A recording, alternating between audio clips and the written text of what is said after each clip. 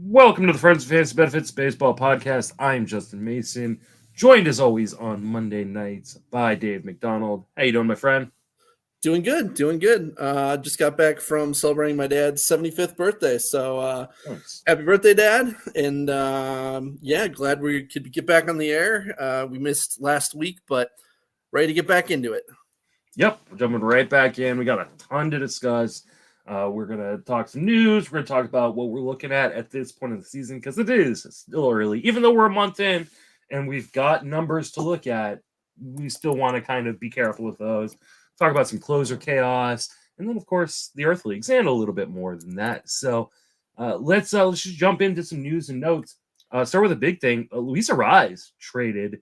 This is one of the earliest trades for like a name player that I can remember in a season. Miami clearly already giving up on the year. Tanner Scott and Josh Bell apparently are getting calls on right now. What do you think about Arraez in San Diego?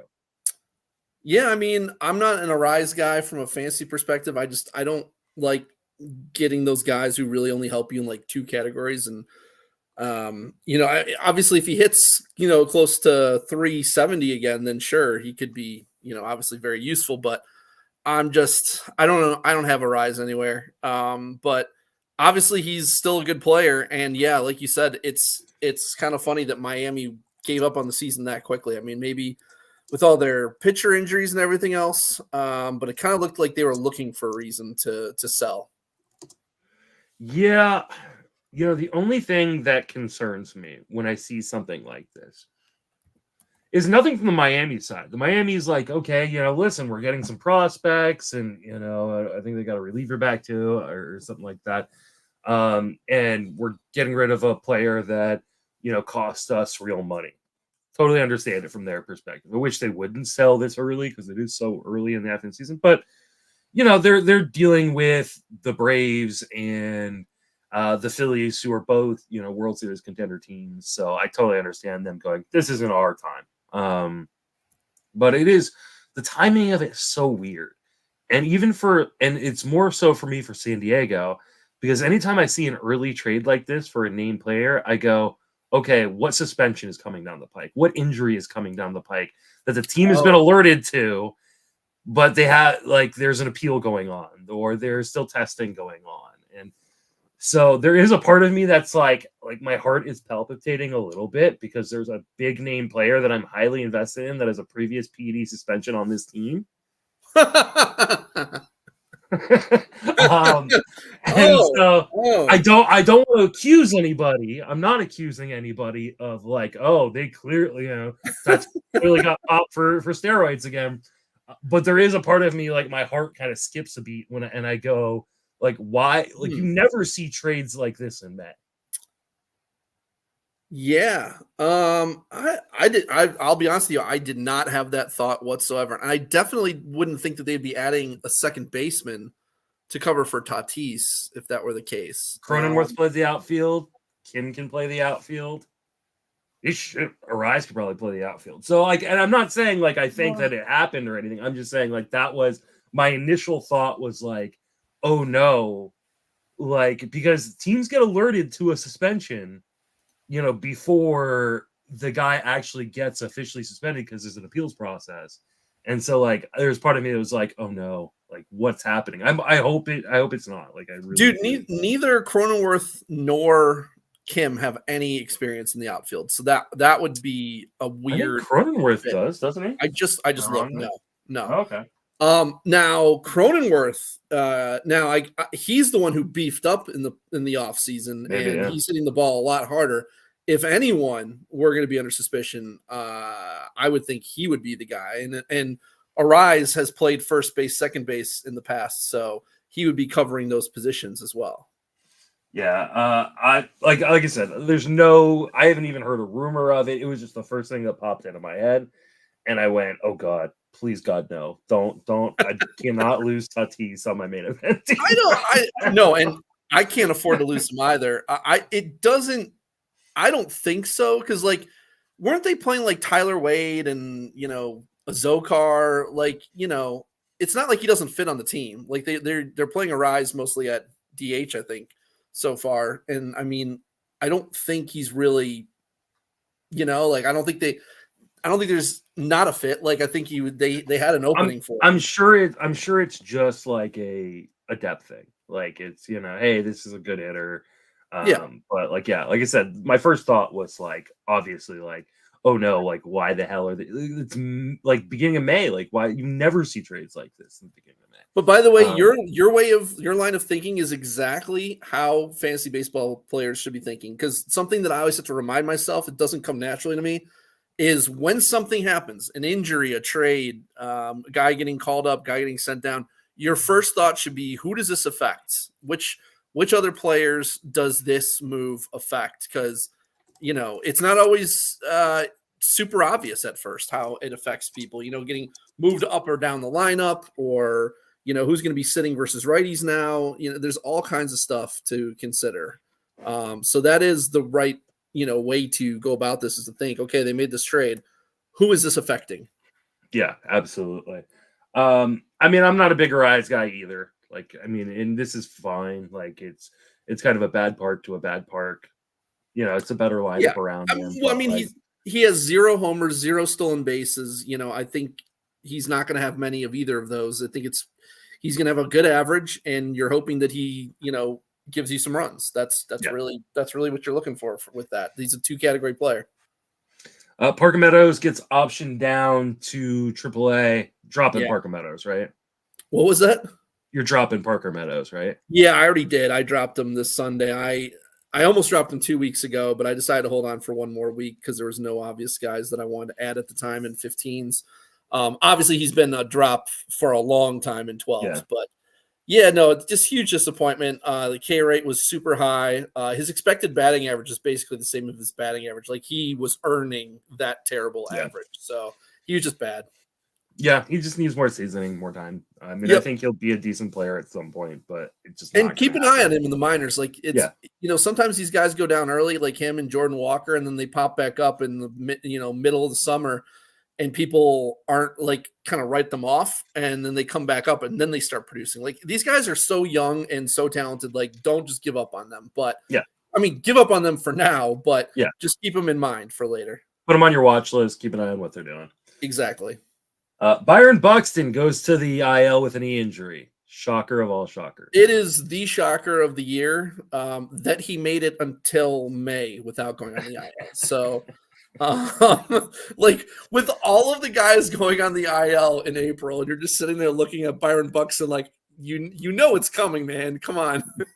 And of course, the 1 year, like he stays healthy for an entire month and he doesn't produce. Like he's been pretty shitty. So. He's another guy though. I still think he can come back and produce. He's a guy to keep your eye on. But I dropped him even in 12s. In 15s you're holding, but in 12s I did drop him with the eye on possibly picking him back up at some point. But he was sitting versus a bunch of righties, and maybe that was because of his hamstring, knee. But I there's too many other options right now. I feel like the idea of Byron Buxton is better than actual Byron Buxton at this point because he doesn't run anymore. Like he doesn't. He has been though. I don't know why he has been because I mean I get that they're just like, well, he's gonna hurt himself anyway, so you might as well just go all out. But like he was running. He stole 1 base and 3 attempts, so he was trying to run. I mean, but who cares about 1 base and like. Well, if he didn't get caught the other 2 times, he would have 3. 3's not nothing. Like he's 1 for 3. He is running, is my point.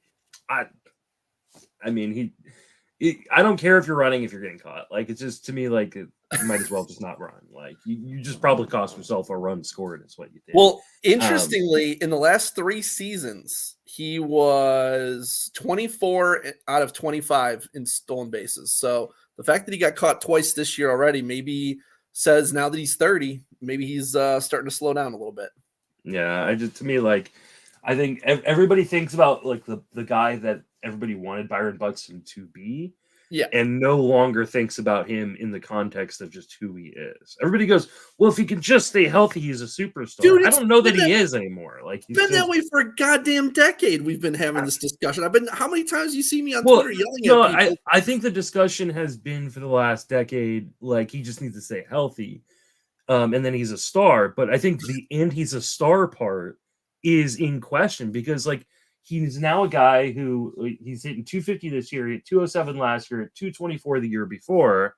Like, he doesn't run anymore. Like, what is Byron Buxton? Like even just like, let's say you got 500 plate appearances of Byron Buxton, like, you're talking like 27 home runs and a bad batting average. Like, he's a worse version than Anthony Santander. Yeah, With a massive amount of injury risk. Right. Yeah, I mean, every year with this shit, he's constantly overrated, and this is the first year that he wasn't overrated. So I was actually open to drafting him because the price actually made sense for once. But no, people have been overhyping his skills forever, man. And I mean, like, now that he's 30, I hope we can all just move on and say, okay, this is kind of who he is. There'll always be some truthers. There always will. Oh yeah, for sure. Stephen Kwan. Oh no, sorry. Next one is Joe Musgrove to the IL with elbow inflammation. This is one that I can't remember where you were out on Musgrove. I think you were probably in the same boat as me, which was I was not drafting him this year because of the ending the year with elbow issues last year. Like, it just, and he didn't really look right in spring. He definitely didn't look right in Korea.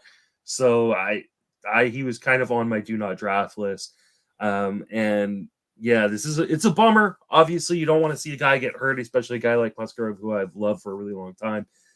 But, like, just got to stay away from these guys. Yeah, I mean, obviously, the guys that you have no shares in, you want them all to stay healthy. Everybody should just be healthy all the time, forever. I mean, you don't want to. I mean, you probably want to wish injury on people, but, like, it's not about wishing injury. It's accepting that it's a part of the game, man. Like, let's all be adults about this. They're gonna be fine. They're multi-million-dollar athletes who get paid to play a children's game. Okay, they're fine. They have their own medical team. It's like, okay, you're gonna miss a couple weeks or a couple months with an injury. It's okay. It's part of the game. So, like, I just feel like, why can't we just have that understanding? Like, it's not about wishing injury on anyone. Obviously, I'm not that person who wants people to get hurt, but getting hurt is part of the game. And so if I'm avoiding someone because I think they're going to get hurt and then they get hurt, I think it's fucking normal to be like, okay, I'm glad I was right about that. But it's not like I'm sending him a card saying, haha, I'm glad you got hurt, you dick. Like, you should send him a card. I'll get you to Musgrove's address. But yeah, he was like the easiest fade of the year for me. He was at least in the top three. So yeah. So yeah, are you dropping, if let's say you didn't avoid him, are you dropping him right now? I mean, it's likely going to end up that he's going to be a drop, but I think it's probably too early to officially do it. Just wait for a little bit more info. Yeah, I mean, unless you were making the decision before Sunday Fab and there was a bunch of guys available that you felt okay replacing him with, maybe make a short list of a couple of guys that, hey, if I replace him with him, even if he comes back in 3, 4, or 5 weeks, I'm not going to be upset that I replace him. Because here's the thing, I don't think Musgrove is Musgrove right now. Like, I don't think even when he comes back, I don't think he's going to be a good pitcher. So that's why I'd probably be okay moving on in a lot of places. All right. Yeah, I'm with you. I'm totally fine dropping him if you need to. Obviously, if you're in a league with IL spots, you can probably just throw him on your IL. Right. But yeah, I don't think this is going to end well for Musgrove, unfortunately. Stephen Kwan goes to the IL with a hamstring. I think they called it tightness. I originally started to write hamstring strain, but I think they're just calling it tightness right now. How worried are you on this? Well, I mean, as a Guardians fan, I don't like it. I don't have any in fantasy, but it sucks. They're saying he's going to miss about 4 weeks. Acute left hamstring strain, so it is a strain, and it's acute. So I guess that means it's worse than normal. I don't know. Yeah, acute would be sharp. Yeah. I mean, we had guys like Estevan Florial and Ramon Laureano to drop when we brought up Carlos Luzardo, but to have to be ILing Kwan just to bring up Manzardo was a bummer. So I mean, you're holding him in most leagues. Maybe if you're in a 12 or a 10, you could maybe consider dropping him if you don't need what he's giving you anymore. But he's just such a good hitter. Like it's tough to drop a guy like him. It's hard because what he offers you in terms of stolen bases and batting average, especially, is hard to replicate on the wire. Runs. And runs. Yeah. So I have him in a lot of places, and it's a huge bummer for me to lose him because I need that batting average. I need a guy who can hit 300, for the next month. Yeah. I'm holding on to him for right now. He had 3 homers already too. Like his biggest power output of his career so far, pretty much. Wyatt Langford goes to the IL with a hamstring strain. Expected to miss, I think, 3 to 4 weeks is what I believe I remember seeing. You're holding on to Langford, right?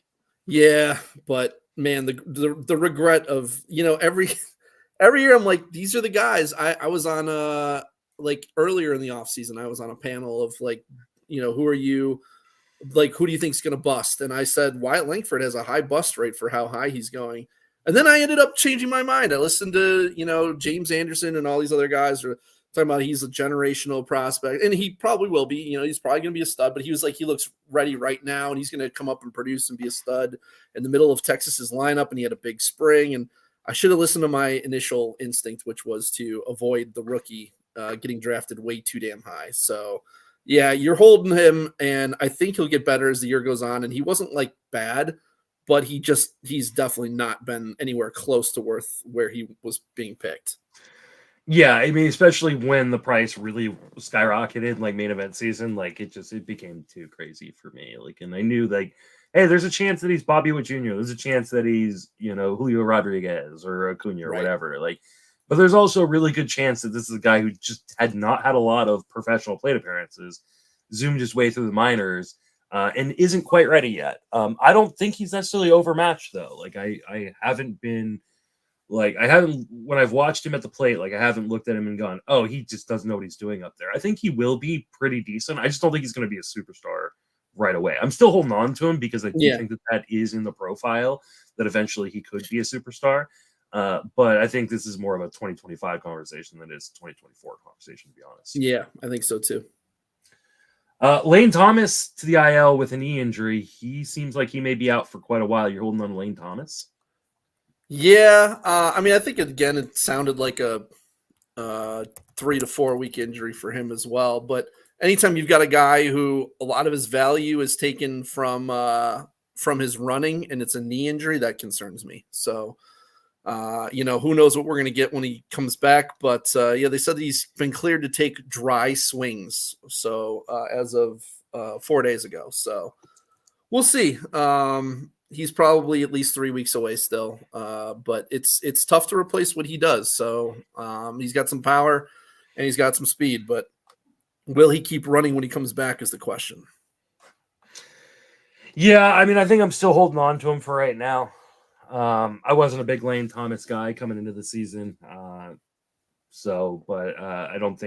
think if you were and you drafted him, you're probably holding on to him for right now. Like, I just don't think there's anything actionable here, especially if he is only like 3 or 4 weeks away. So, next guy is a guy that, I didn't draft a lot of my Trout. I got a couple early shares. But, man, I was really, really tempted to because the price just kept dropping and dropping and dropping. And he looked like the Mike Trout of old until all of a sudden, out of nowhere, meniscus tear, he's getting surgery. I don't know if there's even a timetable yet on whether or not or when he's going to be back. Are you holding on to Mike Trout? Yeah, I mean, obviously I didn't draft him either. And he was kind of an afterthought for me, and I maybe he shouldn't have been because of the fact that they had Ron Washington there now, and he had talked about how they're going to be aggressive and run. I just didn't think that they were going to do that with Trout because he's been ravaged with the lower body injuries for the last several years. So I'm like, you got to try to keep him healthy. This is your best hitter, one of the best hitters in baseball. Like, just limit how much he's using his legs, but. Yeah, he was hitting homers. He was running. His average sucked, but I think that was more bad luck than anything else. I don't like the wording of what they're saying, like he's saying he'll be back at, like he thinks he'll be back at some point this year. And then I hear other people saying, "Oh, it'll probably only be like 4 to 6 weeks." If it was 4 to 6 weeks, the wording wouldn't be "I think I'll be back this season." It would be "I'll definitely be back and be ready to roll" and all that stuff. It honestly sounds like he's going to miss several months. So I think he's going to end up being a drop, but it's really hard to drop him right now without having a more clear timetable. Yeah, I mean, a meniscus tear can be super simple, and then it can also be much more difficult to come back from. So it really just depends on the severity of the tear and what they had to do surgically to kind of fix it. Is this something where they have to remove like a large portion of the meniscus? Is something where it's just a quick trim of the meniscus? Like, we don't really know because they haven't given us the information. I don't think you can drop him as of yet. I think you need to wait for more information. But it is kind of a bummer for those who did draft Mike Trout. When he's healthy, he's one of the best players in baseball, and he looked the part this year. Unfortunately, he's going to be out for at least a while. So, yep. Evan Phillips goes to the IL, the hamstring. I wrote about Daniel Hudson yesterday because everybody in the main event was picking him up. I think he went for a max of 250 in a league, which that's crazy. It just feels like insane to me because I don't even know if Daniel Hudson is the dude. Right. I mean, obviously you're holding on to Phillips. I don't think he's expected to be out like an extremely long time. But like, where are you moving in this Dodgers bullpen if you're taking a gamble right now? Well, our listeners will have to wait till later to find out because we've got our closer chaos section later. Yeah. All right. Well, but yeah, that's what we call a tease in the business. Yeah. Obviously, you're holding on to Phillips. We don't know that he's only going to be out. They think it could be a minimum stay, but just remember when teams say things like hope and think, those don't mean shit. So he could be out longer. A hamstring strain could easily be 3 or 4 weeks. So it's very possible. I would wager that he's out longer than 2 weeks. I'll say that. I mean, yeah, I always kind of go to the higher end of the timetable. For sure. Yeah. But at the same time, I don't think you need to spend a huge amount on Hudson for several reasons. But yeah, we'll get into that in a bit. Yeah, I think you're just holding on right now to Phillips unless we hear something that is more severe than what it initially sounds like. Christian Yelich, Cody Bellinger, Suzuki, Sano, they're all getting close to return in the next week or two. Are you doing anything other than just holding on and waiting? No, yeah, you're just planning around that, saying, okay, sounds like Bellinger's like coming back this series, so he could be back like in the next couple days. Sounds like Sano could be activated Thursday. Yelich was on the field taking swings. I don't know that they're going to have a rehab assignment for him. Suzuki sounds like he's a little bit further away. Suzuki might be out until next week or maybe this weekend or something like that. So I think you're just kind of trying to figure out, looking ahead and saying, okay, I think we can put these guys back in the lineup for next week for some of them. We'll have to see what the playing time's like for Sano, though. I don't know. I think he'll probably just slide back in there, but anytime you've got a guy who misses time and then, they've kind of things have changed there, we'll have to see how that works. Yeah, I don't think there's anything actionable you're doing quite yet. I mean, who are they even playing at third? I don't even Rendon's out for a while in Los Angeles. Rengifo got scratched today. So I think Sano probably goes back into the lineup, or at least, shares time at third base. Yeah, I mean, Cole Tucker's playing third right now. I don't think that's a long-term solution. Yeah, no, I don't think so either. So, Justin Steele back. Yeah, baby. Needed that. Ben Brown's going to go to the bullpen. Wesneski is going to stick in the rotation. Do anything with that Cubs rotation? Yeah, I mean, so I already dropped Ben Brown like a couple weeks ago, kind of anticipating that this would be how it would go. But yeah, I mean, Wesneski, I know I read, Nick Pollock's starting pitcher roundup for all this, for every starter pretty much. And he didn't sound super enthused about Wesneski, but I am still a little bit interested. I mean, he was a guy who I was very interested last year. I've adjusted my expectations. Like, I'm not expecting him to be a stud anymore. Now I'm just hoping like he can be usable. I didn't get him anywhere. I mean, I have him in like some 12s as like last bottom of my roster kind of guy just to see what happens. But I do like Wesneski. I'm interested to see if he can stick there, because I know that eventually they're going to bring back Hendricks. I don't know if they're going to put him back in the rotation or not. I think it might depend on whether they actually have a spot for him at that point. Yeah, I don't think there's any reason they should put Hendricks back in the rotation other than like a legacy thing. But this is a team that's trying to compete for a World Series. It's going to be a tough division to compete in. I don't think that they should give Wesneski a try. He pitched really, really well so far. I mean, obviously he could be a multi-inning reliever, but like, why throw Kyle Hendricks out there every fifth day? Like, I understand he's getting paid a contract. He is a legacy guy, but like at some point, like, let the legacy guy like just be a multi-inning reliever, a mop-up guy. Like, he's still on the team. They're not going to cut him. They should cut him, but they're not going to. So just like put him in low leverage and let him do mop-up duty. I like Wesneski. I would take it, especially if the gamble isn't very expensive. I'd take the gamble on Wesneski right now. Did you pick up any Wesneski this weekend? I didn't, but I also was not super active this weekend. Like, I mean, I tried to get Christian Scott, but I did not pay the $471 he went for in my main. Holy shit. I wasn't even close. I wasn't even half of the $350 backup bid. Like, I think I put $137 bids on Christian Scott in the spots where I needed a starting pitcher, and I was not even close in any league. Wow, that's crazy. Right.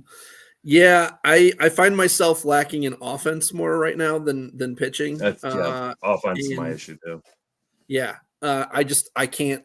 I like him, but I was willing to spend about $200 and not much more than that. So I'm willing to just let him go somewhere else. I'll take my shot. He took some $25 shots on some starters that, we'll see what Paddock or Cole Irvin can do. They're not Christian Scott, obviously, but I'm taking more of a short-term solution to starting pitching because I really just needed someone to stream for this week.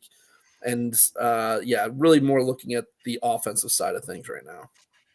Yeah, same. For the most part, my pitching is in a pretty good spot. I mean, the only place I really got much pitching was like I picked up like a couple shares of like Garrett Clevenger and Lucas Ursig, and like for cheap. I got Kenta Maeda for like $17 on a 12.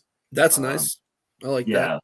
And I low-key like the Ursig move too. I think, I mean, obviously, if you saw my tweet, I'm not bullish on Mason Miller staying healthy, but even if he does, I think there's a solid chance that Oakland trades him anyways. So I think that Ursig could find himself getting some save ops this year. And not just that, but he's definitely the guy next in line, secondly, which is important. And third, I think he could be dominant. Like, I think he could be a really, really good closer, despite his poor performance tonight. Well, and I think too, like the way to maximize a guy like Mason Miller is to use him in multi-inning stints, and that can come in the 6th or the 7th. It's not always going to come like in the 8th through the 9th. So, and I need someone who I could like kind of throw in there and not get beat up.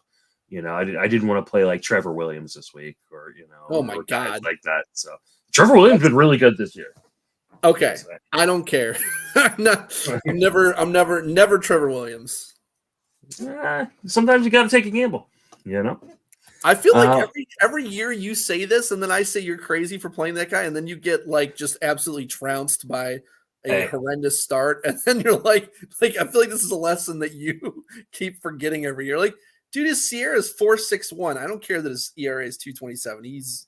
I'm not. Well, I care that his ERA is 2.27 because that's what he's thrown 15 and a third innings for my main event team and given me a 2.93 ERA. I'm not using him every week, but yeah, am I taking the fucking gamble every once in a while? Yeah, sure. Okay, so say thank you for your service and get rid of him before he tanks your team. Oh no, yeah, that'll happen for sure. All right. Next on the docket, Wu is back, Garrett back, Pivetta's back, or they're all supposed to be back this week. Yeah, at some point. Any of them you're throwing back straight into your lineups? It depends on my options, but in general, I like to sit out the first start or two back for most guys. Also depends on how many rehab starts they had. Like if a guy has 0 or 1 rehab start, I generally don't put him back in. Although you saw what happened with Framber's first start back with no rehab. Like that was crazy in Mexico, no less. And he just shut him down. I think that says more. The Rockies. So. I was gonna say I think that says more about the Rockies than anything else. But yeah, like Wu could get Oakland this week, and I know he's had several starts in the minors. I could see that working out. I know that Braxton Garrett is being held down longer than you would think, but if he came back this week, he would get Philly. So I would not want that start. I'd rather I put Garrett on my bench in the leagues where I had him. Yeah, I would rather wait and get that. In Boston, Pivetta would get Atlanta on Wednesday. I don't want any part of that. And Bello, though, could get Washington, but it would be on Sunday. There's too many things that could happen to make that start not happen where I would just leave him on the bench. I think Wu would be the only guy that I'd be looking to start this week. Yeah, I think that's right. I like you, do not like to start guys straight off. Like Walker Buehler's coming back this week. Like he was a guy like that's the exception to the rule. Oh, see, I wouldn't have started Buehler. I get it. Was it a 2-start week for the Dodgers? Yeah, I started Buehler. How did it go? I didn't even look. Honestly, I haven't even looked yet. So 4 innings, 3 earned, 6 hits, no walks, 4 Ks. So not good, but not horrendous. Yeah. So I'm win seeking in that league. So okay. Actually, that league I'm actually innings seeking. I'm not even win seeking. It's a keeper league where I just need to make innings limits to not get penalized my draft choices. But that's the other thing is he's not going to give you a lot of innings, but you're also hoping that he goes longer in his second start. So yeah. Next on the docket, we have Christian Scott, Mason Black, Jack Leiter, Jordan Beck, Joey Loperfido, Tyler Black, Kyle Manzardo, Bryan, Ramos, and Pete Crow Armstrong all got called up here recently.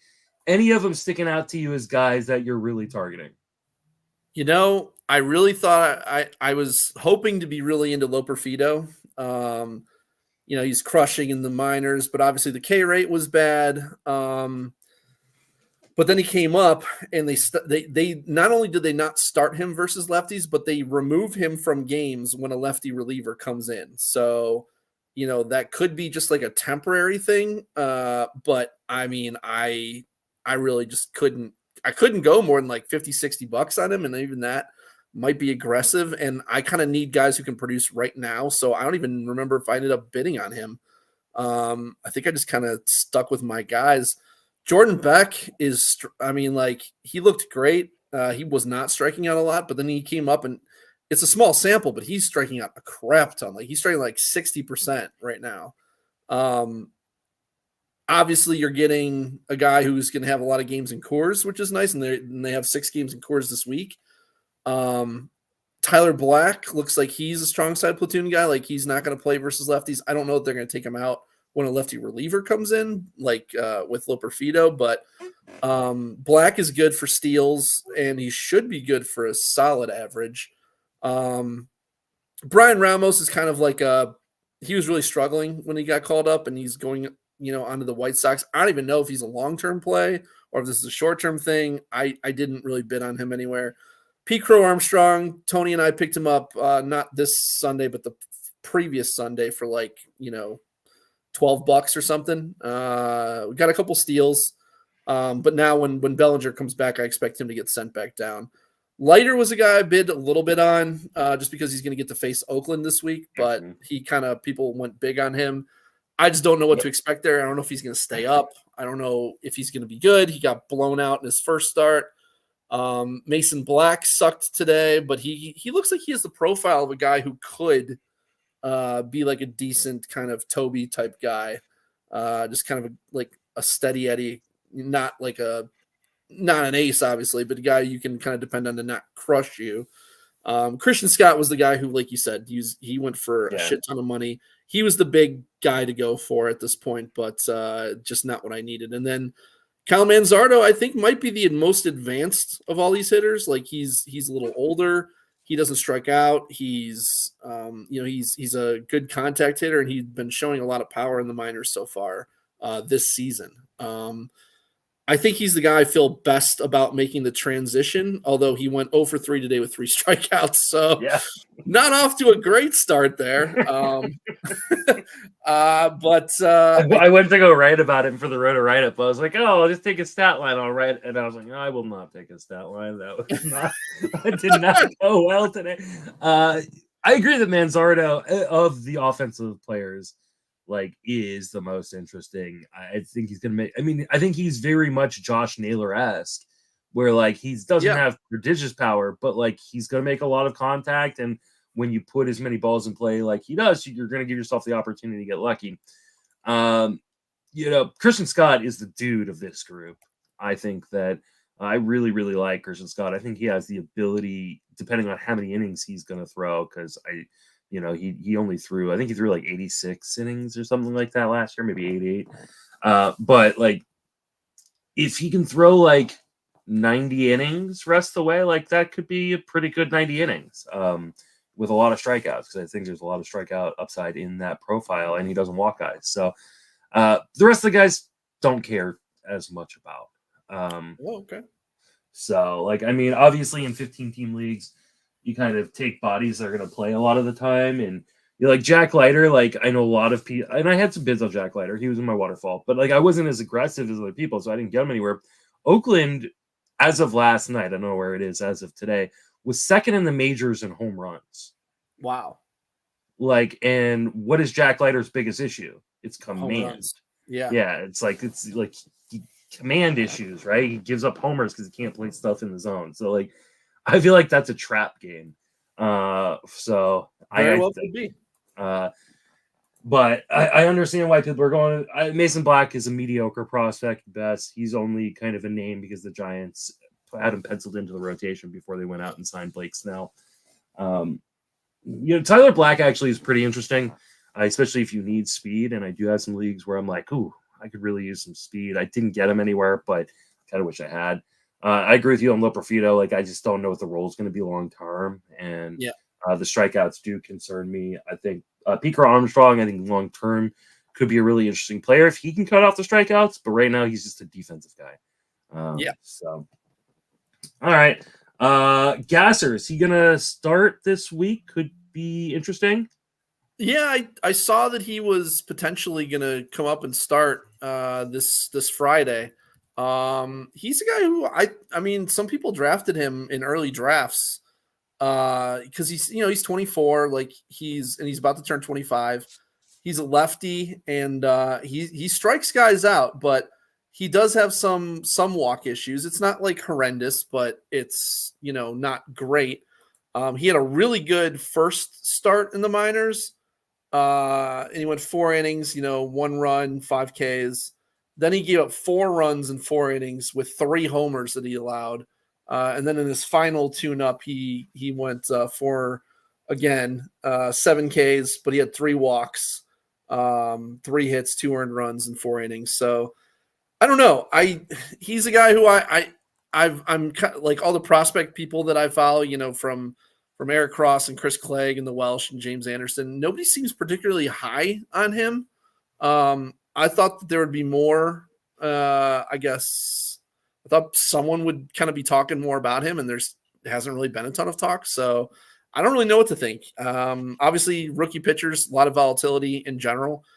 He doesn't seem like he's going to be necessarily a quick and easy transition to the majors, but I think he's interesting. I think he's available in some leagues. So I think taking a shot on stashing him just to see how he looks for cheap would have been a good move on Sunday.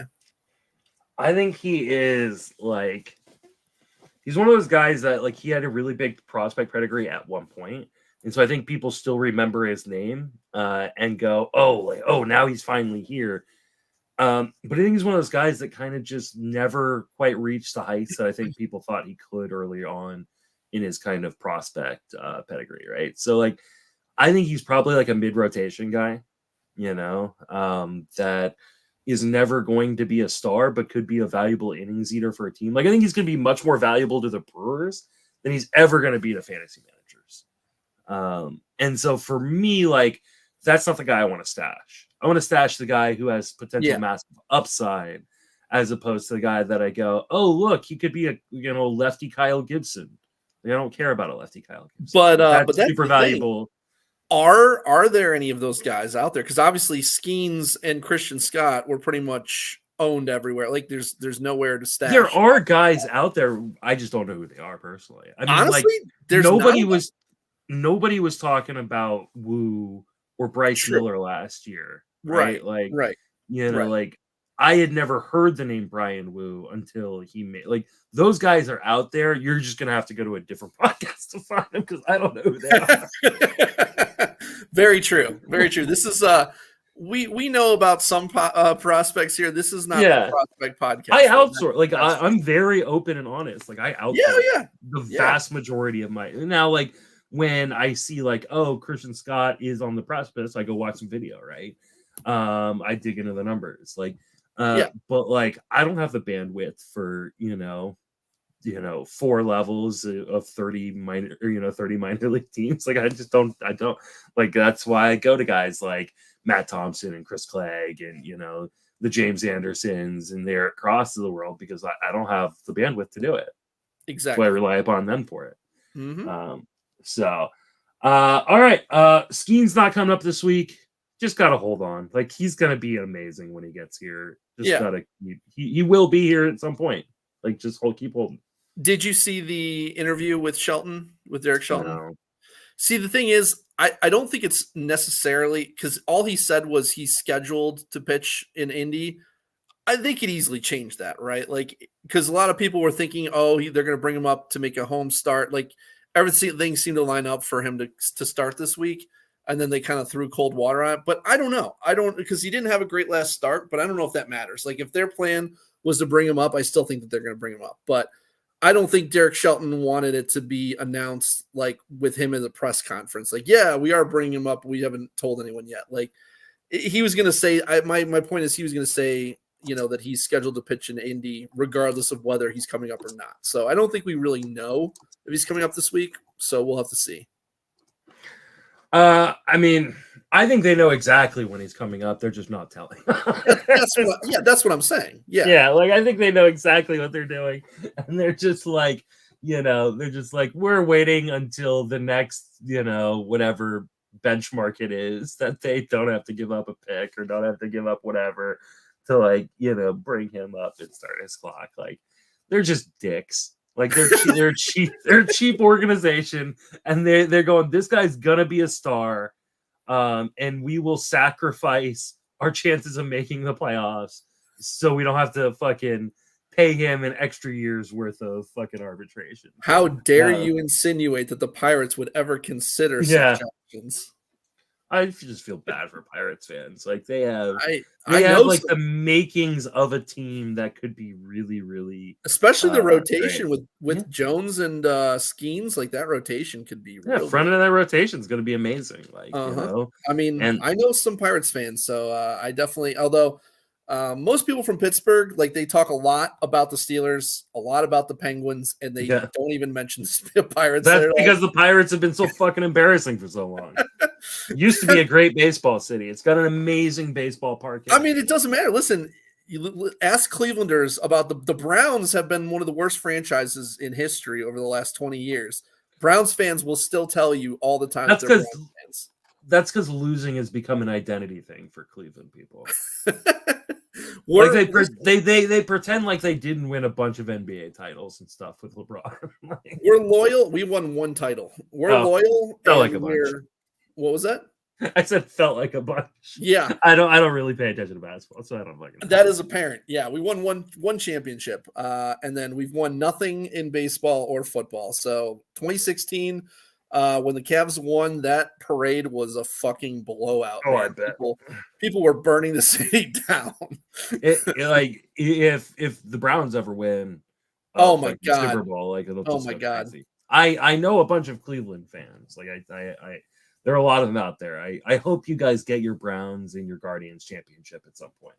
It would be really nice. For me, the Guardians would be the better of the two, but for like 90% of my friends, Yeah, it's gonna be the Browns. Browns. Yeah. Yeah, absolutely. All right, let's finish up with Holliday, Matt Mervis, Jonathan Clase, Jordan Walker, all sent down. Yeah, just kind of keep an eye on them. Just you're dropping them. There's no one really to hold on to, I don't think, unless you're in a deep league and there's nothing available with Holliday or Walker, maybe. But Mervis and Clase are definite drops, and I would drop Holliday and Walker because I don't want to be sitting there waiting for them to come back up. But I would keep an eye on them for when they do potentially come back up later in this year.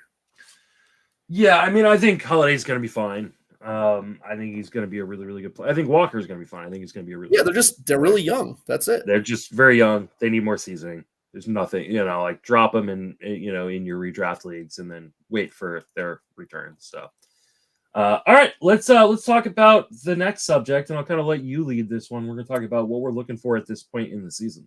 Yeah, so I got a really good question from a guy who's followed me for years, Logan Keeney, really nice guy, and he's always very inquisitive and asking really good questions. And sometimes he asks me a question where I'm like, okay, this is going to take a long time for me to answer via DM. So I'm going to just, I told him, I'm like, I'm just going to do this on the pod with Justin because this is actually a good question. So basically the question is, what are we looking for at this point in the season with hitters and pitchers? What stats are you looking at to know whether there's sustainable growth here or whether it's just a hot streak or a cold streak, So who are we, a couple weeks ago, Justin, we went over some guys who, we were like, okay, do we believe in these guys or are we giving up on these guys? That kind of thing. And so the way to figure that out is you have to know what stats to look at. Cause I see way too many novices who don't know any better, who just, they look at the surface stats and they think that that's what matters. They say, oh, this guy's hitting 380 or this guy, his ERA is 1.5. Okay, that's great. But that doesn't mean anything in terms of, whether they actually earned those stats, like whether, because we don't care about, I mean, it's nice when it happens and when you get good stats on your team, cool. But you're looking to make the best plays using the best process. Like what matters is knowing who should be the best players moving forward, regardless of what actually happens. There's going to be luck involved, but you can't account for that. What you can account for are the skills under the hood. And so I just kind of want to go over some stuff right now to talk about what skills you should be looking at and which stats you should kind of be ignoring and know what is more signifying a hot or cold streak and what is signifying like actual growth. Sorry, did you want to say something? Yeah. So, well, I mean, go ahead and finish your thought, and then I'll. No, go ahead. So, Go ahead. This is a great question, with a very, very convoluted, complicated answer, right? Yes. I think you're gonna hear people who just quote XFIP or they quote FIP or they quote Sierra or XERA when we're talking about pitchers. And or BABIP or strand rate or and go like, oh, he's getting unlucky. Oh, he's getting lucky. Oh, like, hey, the Sierra doesn't match, like, or the Sierra does match, and don't get me wrong, that is like the first thing I look at. Like the first thing I look at is those ERA indicators, and I go, okay, are they telling the same story as the ERA? Sure. But ultimately what I'm looking for, because I'm gonna, that's the beginning, and then I dig from there, is I'm looking, is there real change? Like, is there something different about this pitcher or about this hitter that has changed in the profile? Because well, you don't want to like say like, okay, I did 6 months of research and I'm not going to throw things out after 4 weeks or 5 weeks. If there's a change, you want to do that, right? You don't want to be left behind on a guy. So like for me, one of the things I love to do is kind of like, and I use Fangraphs because Fangraphs is, I work for Fangraphs and I'm used to using it. I just kind of compare underlying numbers. And so like I'm looking at things like, hey, are they attacking the zone more? Are they not attacking the zone more? Are they getting more swings outside of the zone? Are now they allowing explain to people when you say attacking the zone, what stat, where so I'm looking at zone rate, right? So like zone rate is typically, or league average is around 42%, but unlike other stats, like a couple percentage point difference in zone rate is a massive difference, right? So like you look at a guy like Chris Sale, and I know this just off the top of my head because we talked about Chris Sale on the Sleeper on the Bus today. Like his zone rate, I believe, was at like 38% last year, which is below league average, and it is at 48%. That's a massive change. Like he is attacking the zone right now. He is going, I've got really good stuff. I'm healthy. I'm going after you, and I'm going to make you hit the ball. You're going to see other guys who like are leaving the zone more and trying to get people to chase. Like, but there are other, I'm trying to remember who the pitcher was we talked about earlier today, and I could bring it up. Just to tack on to what you were saying, the last 3 years, kind of when Sale has had some injury issues, his zone rate had dipped. His overall zone rate is right around 46%, and he's at 48.3% now. So, because he's feeling healthy and he's going, Imanaga is another. It's a guy we talked about earlier today, but that's not the guy I was thinking about. Oh, it was Dylan Cease. Like Dylan Cease is like he has been better this year, but there's nothing in the numbers to suggest he is doing anything different than he's ever done. Like, and I think there's going to be the Dylan Cease struggles and the Dylan Cease greatness that we see both of all the time, right? So, like for me, like don't like. Obviously not everybody's going to have the amount of time that I have to dig in because I do this partially as a living, right? And so I'm going to invest more time than most people. So I think for the average fantasy player, looking at things like XFIP or XERA or Sierra is a good indication of, hey, is this sustainable, or is this not necessarily is it sustainable, because I don't think those are predictive at all, but is this deserved? Like is Ranger Suarez's ERA deserved? And you look and you go, oh, no, the Sierra says he should regress, but it shouldn't. Maybe he's not going to regress back to exactly what he was before. But I also think that those stats can be deceiving because, one, they're not predictive of the future. The ERA indicators, they're not telling you what things are going to be like in the future. They're telling you, what was deserved in the past. Right. But then if you want to do more digging, looking at things like contact rates, your zone contact rate, your zone rate to see how much you're throwing in the zone, how much you compare, that zone rate to like your O swing, like, hey, he's attacking the zone a lot, but when he doesn't attack the zone, people are chasing outside of it. That'll give you a better indication of like, hey, is this a sustainable change? Or not, because like I don't think Dylan Cease is a sustainable change. I think he is the guy who's always been. I need to push back on this a little bit because I'm looking at Dylan Cease and I'm seeing, because you mentioned the zone percentage change of even a couple percent is huge.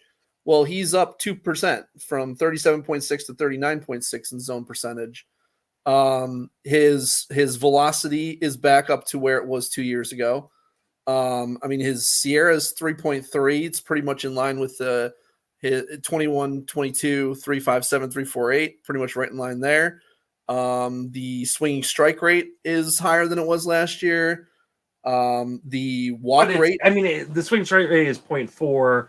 Like the zone rate is a little bit higher, but like he's still not in the zone. He's not attacking the zone. He's still way below league average in terms of the zone. What did you say league average was 42? I think it's about 42. Okay. And so he's so you're saying he's who he's always been, but if you're getting 2022 Dylan Cease, Whose zone rate I was think what 6%. I think what you're getting is the mix between 2022 and 2023. Because you look at a guy like, one of the things I like to do is game log, especially with pitchers, right? And you look and you go, hey, there's been some starts where Dylan Cease has just been fantastic. And then he's got a 3-walk outing and a 5-walk outing mixed in there. And you go, okay, start to start. Some nights he's going to have it. Some nights he's not. That is who Dylan Cease is. Like, nothing has changed with Dylan Cease. Okay. Now, I think one of the things that has changed, and one of the things I mentioned on the pod earlier today, is that he's just in a better spot. Like, he's on a better team, so he's going to get more wins. He's in a better park. He's going up against batters who have not seen him on a regular basis because he's pitching in the NL as opposed to pitching in the AL. So, do I think we're going to get a better version of Dylan Cease than last year? Absolutely. Do I think we're getting 2022 Dylan Cease? Absolutely not. That's fair. Yeah. Okay. Doesn't mean he wasn't a bargain, because he was a bargain. Right. And everything you're saying, by the way, is valid. And we are kind of looking to predict how pitchers are going to do, but the only thing we can really do for that is to look at what they have deserved so far. And we're saying, okay, can we assume that they're going to, assuming they keep pitching like that, this is who they are. So I'm just saying, for the more casual players, like Logan is a guy who I would say he's more advanced, but he's still casual. Like he's not someone playing high stakes who's looking at this stuff every day. So in general, my point is, is Sierra predictive? Not necessarily, but like you said, it shows kind of more what is deserved. So my point is, look at Sierra, not ERA. Just for sure. Like if you're a novice player, that you're looking at Sierra, you're not looking at ERA. And I think I think there are plenty of expert players, but like high stakes players, that's what they look at. They go and look at the Sierra because they're not going to necessarily dig into every single individualized set. And I also want people to be aware of like skill. Like we learn this lesson every year, every freaking year. Like there'll be guys where you go, you look, he's making a lot of contact in the zone as a hitter, right? You love that, like great, like the average exit velocity is up, or for pitchers, like swing strike rate is up, and then all of a sudden, like the skills change. Mm-hmm. Like skills, like we have not gotten a crap ton of data yet. Like it's still only 4 weeks of data, and we've got a 6-month season. Absolutely. I'm not like trying to like take a victory lap on you or anybody in general, but like Jordan Westburg has not looked like the Jordan Westburg we saw in the first 2 weeks of the season. Now, does that mean he won't be the rest of the way? No, but like I think like this is why we like, obviously I joke around about taking victory laps in April, but this is why we don't take victory laps in April, is because like things change quite a bit. Dylan Cease was the best pitcher in baseball in April last year, and then was atrocious the rest of the way. Blake Snell was one of the worst pitchers in April, and won a Cy Young. Like there's so much that's gonna change, but this is why the most important thing I'm looking for is real changes. It's not like, hey, this guy is pitching lights out or pitching poorly, or velocity is a huge one, right? When we start seeing velocity jumps, we go, okay, that might be meaning these changes can stick, especially when you're seeing that with like a mix of higher swing strike rate. But to me, like, yes, I definitely want to track stuff, and I want to take action on it. When I see a guy having made some sort of change, I want to pick them up. I want to roster them. I want to make sure they're on my team. So that way, if it is like Lucas Giolito in the year he broke out, you've got him on your team. And if it's not, like, you can drop him again, right? Like, you don't have to stick with him. But this is why it's important, I think, to continue to monitor this stuff as the season keeps going on. Yeah. I don't know what you're referring to with Jordan Westburg, though. Like, what do you – I mean – Look, sort of stats in the last 2 weeks. I mean – as opposed to the first 3 weeks. Like, they're not good. I mean, he had 2 0-for games recently, but then he came back and hit a homer the next game. I don't know, man. The overall numbers still look great for him, and the expected numbers are even better than what he's put up. So everything still looks very good for Westburg. I'm not backing off that stance at all. I think he looks great still. I mean, if you want to talk about zone contact or something, okay, but like the power metrics look great. The hard hit, like the batted ball metrics look very, very good. So one stat that, we're still talking about pitchers for now. So before we switch over to hitters, so for the novice players, like looking at stats, so Sierra, not ERA. The thing with WHIP, and you kind of hinted at this before too. Before we get into WHIP, actually, you were talking about, we don't have a big sample size. It's also who have they played so far. So, Yeah. If some pitchers have faced some really, really good offenses and others have faced some really, really weak offenses, when you're looking at, anything less than 10 starts even, you're really getting a lot of noise because, I remember the year that Ranger Suarez came up, he faced like 7 or 8 straight, like horrible offenses. And he looked like a stud, like an ace. And people like way overdrafted him the next year. And then they kind of realized, oh shit. It was because he faced a bunch of weak offenses at the end of the year who weren't really, also didn't seem highly motivated at that point because there was a lot of teams that were out of the playoffs and kind of just throwing shitty lineups out there. So you got to take all that into account. And also April is notorious. A lot of guys, both on the pitching and hitting side, have their worst month in April. They're not warmed up yet. The weather is literally cold a lot of places still, which can affect usually offense more negatively than pitching, but some pitchers struggle with cold too. Obviously Luis Castillo being the biggest example of that. And sure enough, in the last couple of weeks, he has warmed up big time, pitching much better the last several starts compared to his first like 4 or 5. So there's a lot of factors, and you have to keep in mind that it's a small sample. But let's talk about, what are you looking at? If you're a novice player, what should they be looking at? So you're talking about, zone rate and stuff, and that's great, but that's kind of might be a little bit too much for them to. Just walks and strikeouts, right?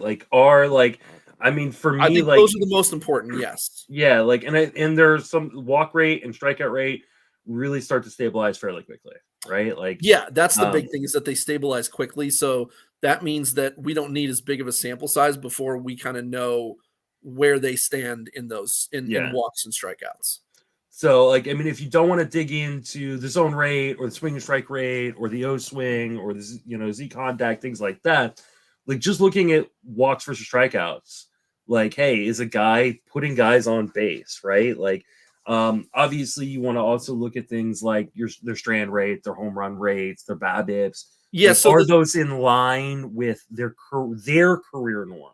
And yes, and that's a very good point too. And I was going to use Clayton Kershaw as my example because it's something that I've noticed with some really good pitchers is, so Clayton Kershaw's, so normally you're looking at BABIP, generally 300. BABIP is considered about even, but as you were alluding to, it depends on your skill set. So Clayton Kershaw, for example, had a career BABIP of 269. Yeah. So he was good at suppressing BABIP. So when his BABIP was 300, that was actually unlucky for him. That wasn't just average. So, but I'm saying, if you see a pitcher's BABIP at 400 or 350, even something like that, that they're probably going to regress. Ranger Suarez is a really, really good example, right? Okay. Yeah. Last year, his BABIP was 324. He got unlucky. His career 295 guy, right? Yeah. This year, his BABIP is 212. He is getting extremely lucky. And typically a guy like Ranger Suarez, who lies so much contact, is going to have a higher BABIP, right? Because the more contact you allow, the more opportunities the balls are going to squeeze through the infield and get past your defenders, right? Also, take a look on that left on base percentage. So he's leaving 89% on base. So when he's a career 76% guy, right? Yeah, and basically left on base rates should be around 70, 75. I forget exactly what the average is. It's probably 72, something like that. But anything that's okay, yeah, go ahead. Anything that's higher than that 70, 75% left on base, you're getting really lucky. 71.5% is currently what league average is. Okay, 71.5%. So anything above 71.5% for LOB percentage, left on base percentage, you're getting lucky. Anything below that, 287 is currently league BABIP. okay, 287, really? Wow. Yeah. That's low. Now that is lower in April in the early season, right? Because the cold weather, tampers down offense. That'll rise as like if I'll go and check. I'm betting by the end of the year. I'm guessing the 295 was last year's BABIP. Okay, and I'm guessing we'll end up there by the end of the season. Yeah. So as things heat up in the summer, the balls go farther. Yeah. The other thing is home run rate. So look at home runs per fly ball. If you've got a pitcher who normally has like an 11.5% home run per fly ball rate, and it's at like 22%, if it's like huge, you can probably expect some regression there. Now, there's also, some of this stuff might be because the skills are worse, so you can't necessarily write it all off. But generally, things regress towards the mean, both positively and negatively. If they've got a really low home run per fly ball rate, they're probably going to give up some more home runs. If they've got a really high home run per fly ball rate, that rate's probably going to go down over time. So just keep those things in mind. Like, these are the luck factors that I look at is the left on base rate, the home run per fly ball rate, and the BABIP. Mm-hmm.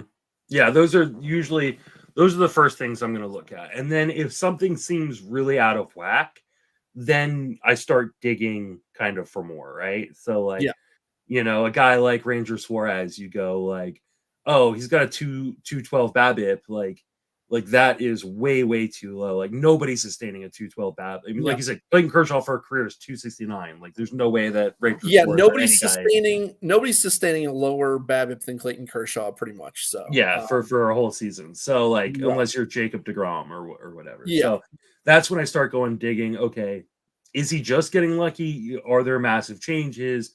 A guy like Ranger Suarez, I do think that there are some really interesting things about his profile, but I don't think he is a sub-3 ERA pitcher. He just allows too much contact in the zone, right? Right. And so like, he's definitely a sell high guy, but yes, depends on what you can get for him. But in general, when we talked about the K and the walk rates, I'm looking for K rates around 9K per 9 at least. But if there's some guys who are in the 8s, 8.5, 8.8, something like that.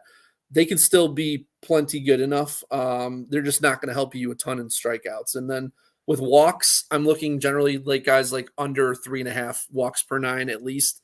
When you get up towards 4, if you're not striking out a crap ton, like if your K per 9 rate is like 12 strikeouts per 9 innings, you can probably get away with a 4 walk per 9 inning walk rate. But other than that, you really want to see guys below 3 walks per 9 in general. I prefer to use K percentage and walk percentage. And you can. Because your K per 9 is really dependent on how deep you're going to go into a game. But that's another thing you should really be paying attention to is I want guys who can go deep into games, right? Like, I don't want 4 2/3 on a regular basis. I'm really looking for guys who, and this is one of the reasons why I like these guys with low walk rates is because they're going to get through innings quicker and therefore get more innings. So, for me, like, the most important thing is walk rate, second most important thing, strikeout rate, and then we go from there. Yeah, exactly. Now on the hitting side, I'm looking. The first thing that I look at is like I don't really like the expected stats, but it's like a quick and dirty thing to look at the XBA, the expected batting average, because I know that it's taking into account all the factors that go into that.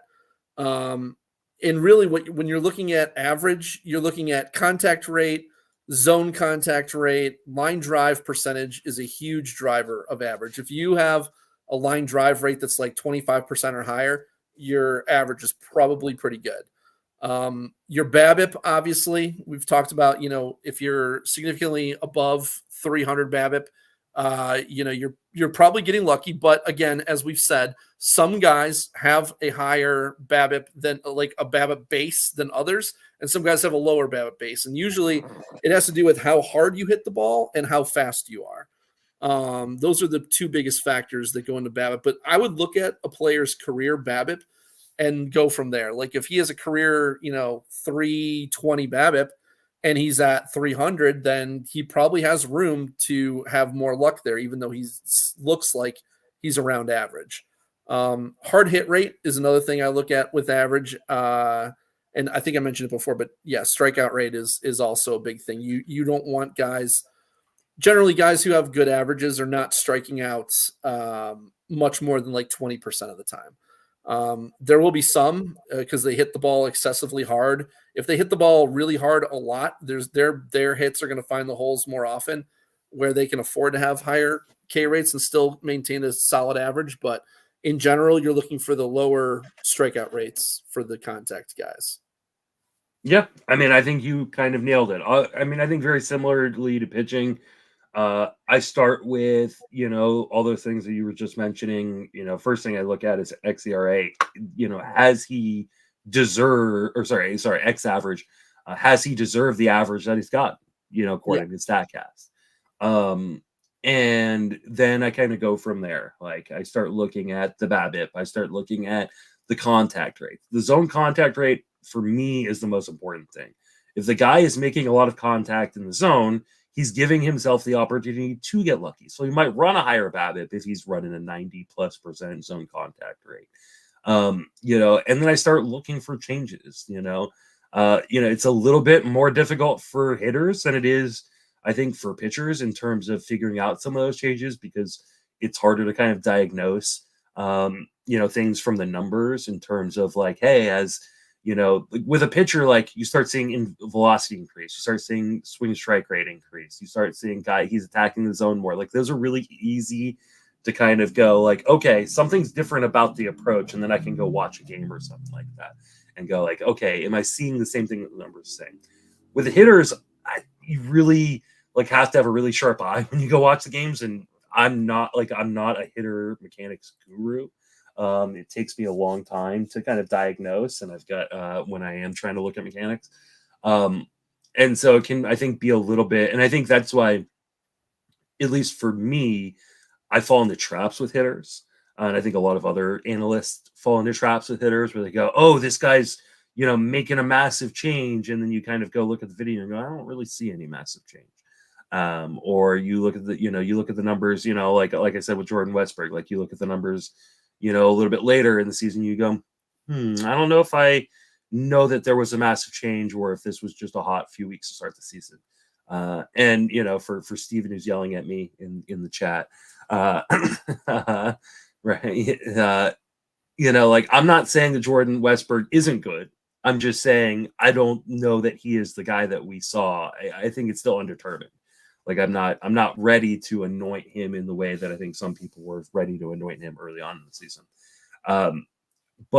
I think for me, like, is a guy, what does a guy's approach look like? Is he making a lot of contact in the zone? Is he swinging outside of the zone a lot more? Or is he swinging generally a lot more or a lot less? These kind of things will give you an idea of like, if you want to dig deeper past that kind of, XBA, past the BABIP, past the, exit velocities and things like that, or hard hit rates. Like, okay, are these things sustainable if he's making an actual change to the profile? Were you referring to Adolis Garcia there? Is that what you was? No. He said the Justin thing when I was talking about Westberg, I believe is what it was. Oh, okay. Because I was gonna say, because I see Steve's talking about Adolis Garcia was overlooked in drafts because of his walks and strikeout rate. I kind of disagree, Steve. I think he was overlooked in 2022 because of his strikeout rate and walk rate a little bit. But then going into 2022, but then when he followed up 2021 with that 2022, I think people were on board. And then 2023, because like he does have, he's got like a contact rate, and Nick Castellanos is the same way, like 68 to low 70s contact rate with zone contact rate in like the 77 to 79% range. These are very low, but because he hits the ball so hard, and you'll see like hard hit rates are always like 45 to 50+%. Like Adolis Garcia hits the ball really hard, and So he's not gonna be, I know right now his average is 286, but his XBA is 255. He's more of a 240 to 250 hitter. I mean, you're not going to get a great average from him, but that he can hit home runs. For me, the reason I kind of stayed away from Adolis where he was going in drafts this year is because I was not expecting him to run, and he's already got 4 steals, so I was wrong. Well, no, hold on. I don't know that you're wrong yet. Okay. All right. 3 of those 4 stolen bases came in one series. Okay. Like he may have just been picking on, and I think for me, and don't get me wrong, I wasn't out on Adolis Garcia, but I also wasn't. No, I wasn't out, but I was out where he was going because he was going as if he would really need to steal bases to pay that off. And I don't know that 4 stolen bases when 3 of them came, 1 came in the first game of the season, and then 3 of them came in, I believe, the same series. I'm going to double check that thing. Yeah, well, no, 1 came against Oakland, and then 2 came in the same game against Houston. Okay, the Oakland and Houston came in the same week. So, and then he hasn't stolen since the 12th of April. True, we'll have to see. I'm saying the jury's out. I think the hard part with a guy like Adolis Garcia is he's a guy that kind of breaks the traditional norms in terms of what hitters can do and can't do. In the same way that Javi Baez did for a really, really long time, right? Javi Baez was extreme, but yeah, exactly. Well, not it's not out of pocket to say that either though, because a guy like Adolis Garcia has got a 75.5% swing zone swing percentage. That's 10%, above league average. He attacks in the zone. He also he also swings outside of the zone almost 40% of the time. That is very if you look at Javi Baez, I'll even bring up Javi Baez's player page from kind of his heyday with Chicago.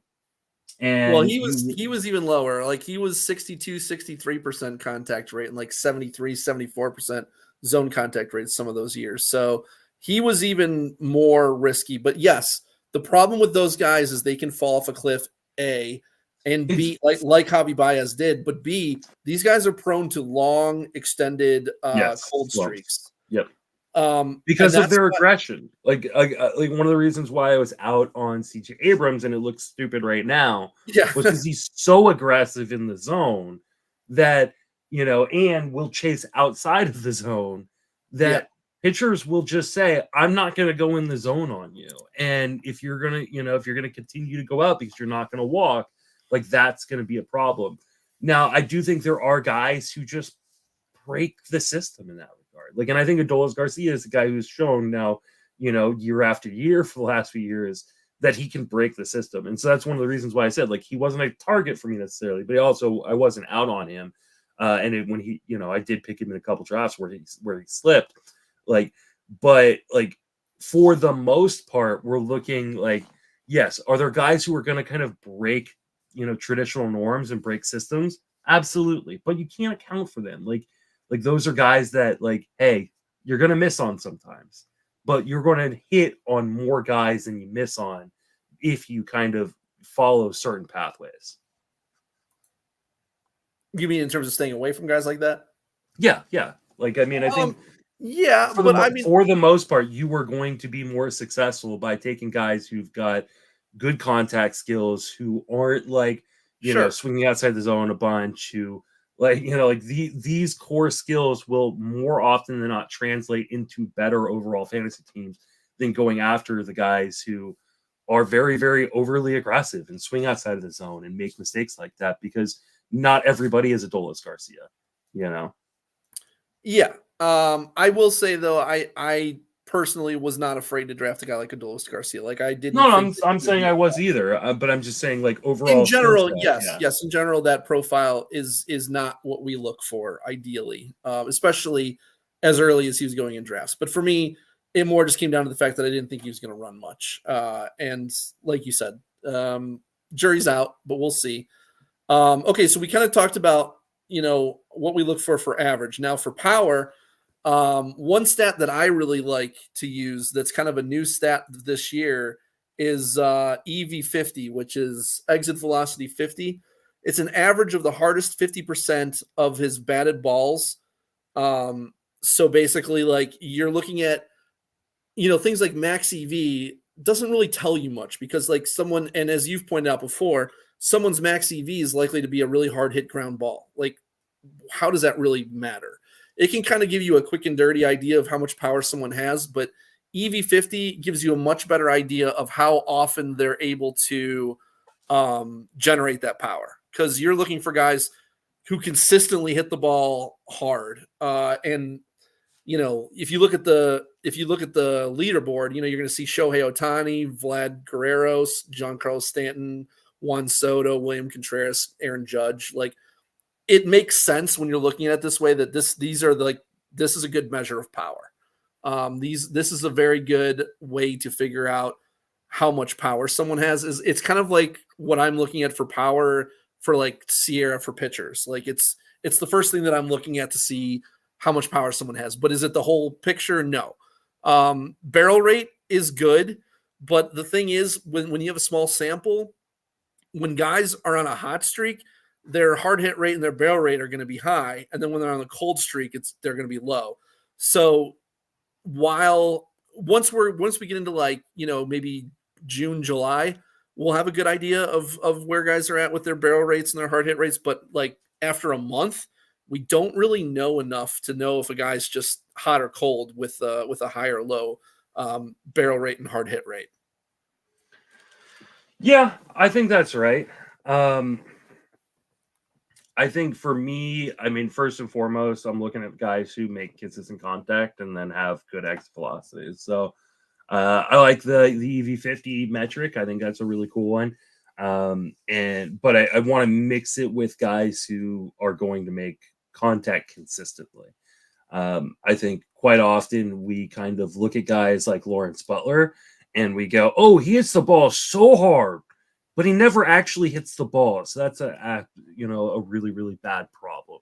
Right. We just got done talking about what we look at for average, and now we're talking about power. But obviously, but I think those things are correlated because you're not going to hit for a lot of home runs if you're not making a lot of contact too, right? For sure, because you're often not going to be playing a lot if you're not going to be. A lot of contact. For sure. So obviously there are guys who, like, break that, right? Like, that are either have been in the major so long and have a contract, and teams are like, well, I know you're hitting a 75% zone contact, but we're just going to keep rolling you out there. But I think when we're looking for guys who we think might be breaking out, like, guys who, are hitting below 80% zone contact, like, they're never going to hit 30 home runs because they're never going to be in the lineup long enough to hit those 30 home runs. Probably. Yeah. 80% is you're probably right around that point. Mm-hmm. Adolis would be one of the exceptions to that because he's been around 77, 78, 79. But one of the other reasons why Adolis Garcia is an exception to that is because he has another tool that keeps him in the lineup. Adolis Garcia is a great defender, right? Like, well, sure, but he's also hitting 245, 250. It's not like he's hitting 200. This isn't like a. But for those stretches, like you said, he goes cold at times, and those stretches where he's hitting 190, he's not losing playing time because he's such a good defender. True, yeah. But I think people kind of know who he is at this point. But one of the guys you've got on the sheet that I'm sure we're going to talk about in more in depth here in a little bit is like a Joe Adell, right? Yeah. Well, hold on. We'll get to that. That. I'm jumping the gun a little here. I know. A couple other things in terms of power to look at are pull rate. Your pull percentage. Mm-hmm. This is a good reason why Matt Chapman didn't hit a lot of home runs last year because he barreled a lot of balls, but he was barreling them to the wrong parts of the park. Your pull power that's where you can. Jose Ramirez always has an incredibly high pull rate. I know, Isaac Paredes is another guy who's really known for that. But I think, like, over the course of his career, nobody's pulled more homers than Jose Ramirez. He's consistently, like, around 50% or even higher. Like, he's been as high as 57% pull rate. So if you can hit the ball in the air and you can pull the ball, you don't have to have a ton of power. I mean, like Jose Ramirez has only had a barrel rate of 10% plus 2 times, and one of them was 2020. So that's like a small sample. So like he doesn't barrel a lot of balls. He just pulls them down the line to get the ball out. And, you know, he doesn't have a ton of power. He's a little dude, but because he pulls the ball so much and he hits enough fly balls to make it happen, he's able to hit a good amount of homers. I mean, Jose Ramirez has been like a 25 to 35. He's even been up to 39 homers before. Well, I mean, who's another guy who is a little guy that if you just looked at him, you went, no way he could hit homers, and his hit, Jose Altuve. Yeah, and Jose Altuve has got the highest pull percentage in Major League Baseball. Yep. Like that, like that is like, some guys are just smarter than other guys and realize like, hey, like it's a shorter distance to the fence down the lines. Right. And the easiest way to get it down the line quickly is to pull to my side, right?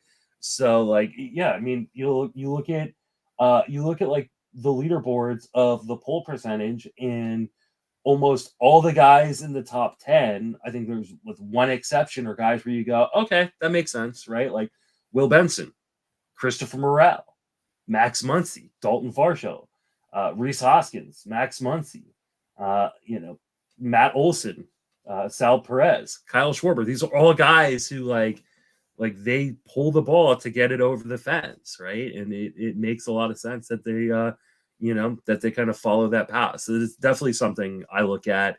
Pull percentage, especially mixed with exit velocity, can definitely help kind of guide you towards some guys who, so when you start looking, you go like, hey, Mark Canha started hot. Well, he's pulling the ball quite a bit, right? Like, and he's a guy that in the past has been more of a gap-to-gap hitter. So, but in Detroit, Milwaukee, right? In Milwaukee, he's going like, hey, I'm going to try to pull this ball. I'm embarrassed to say I forgot. No, Canha. Oh, sorry, he is Detroit. I'm sorry. I was gonna say I thought he was still in Detroit, so Milwaukee would have been news to me.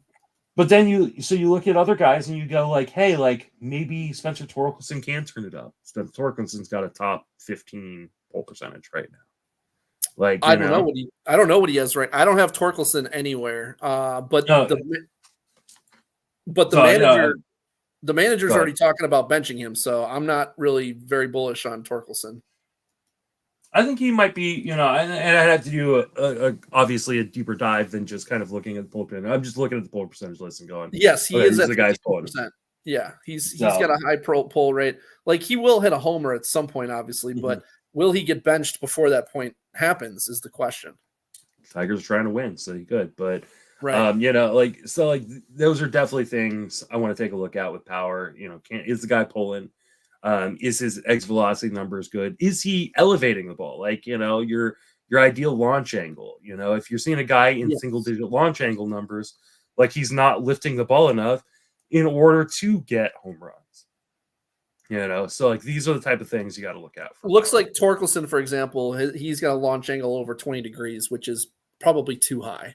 And and that's another thing. So you want to see a guy between like, I think it's like 13 and 17, 13, 18%. Yeah, pretty much. When you start seeing guys, I'm trying to remember the dude's name from years ago. It was the guy on the Rays, and like all of a sudden, like he was like hitting for power, and then all of a sudden it was all like, oh, where does power go?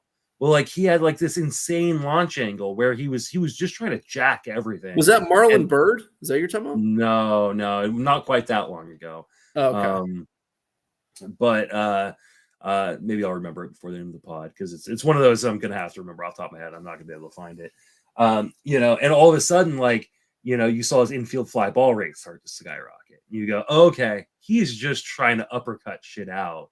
And it worked for a little bit, and pitchers just got wise to it and said, well, I'm just going to go to the top of the zone for you, and you're not going to be able to elevate like that. So, like when you start seeing guys like, like a 20+% launch angle or a degree launch angle, like you start going, okay, this is probably not going to be sustainable, or it's probably not going to work. Right. And yeah, you do want to compare them to their historical norms, like if they, like I said, look at their home run per fly ball rate. That's a big one for me. Look at where how much they're pulling compared to in the past, how much their fly balls they're hitting compared to in the past. Compare it to their historical trends for each individual player. And so with Joe Adell, now we can address Joe Adell. The reason that I liked Joe Adell as a potential breakout, because a lot of people were like, oh, well, we've been teased before and blah, blah, blah. I'm like, okay, I hear you, but like, he's not just getting lucky. It's not like he's got like a 400 BABIP and he's still striking out 40% of the time. His K rate's down to 23%. You're looking at 51% hard hit rate is way higher than any other year for him. 15% barrel rate is way higher than he's ever had. Now, granted, that could just be a hot streak, but those two together are a good sign. He doesn't pull the ball a ton, but his contact rate is way higher than it's ever been. His zone contact rate is way higher than it's ever been. His, his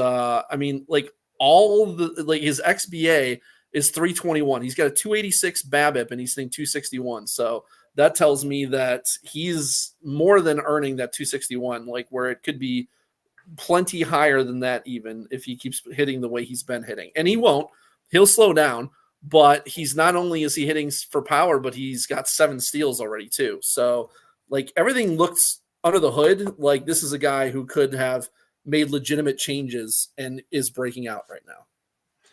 Yeah, so I think this is a really, really good example of someone who you really want to kind of continue to monitor very closely because like even his underlying metrics have changed drastically throughout the season already. So like, for the first like 3 weeks of the season, you kind of look at what he was doing under the hood and you're going like, hey, he's still under 80% zone contact, swing strike rate is still high. But as the season has continued to progress, those have gotten markedly better, whereas zone contact's like 82%. It's still below league average, but it's pretty damn good for Joe Adell. The swing strike rate has come down considerably. And what he's doing, is he is making better swing decisions in the zone. He's been a guy who's been like a 75% zone swing guy. So like he sees it in the zone and he swings. Well, he's swinging at stuff in the zone that he can't barrel up.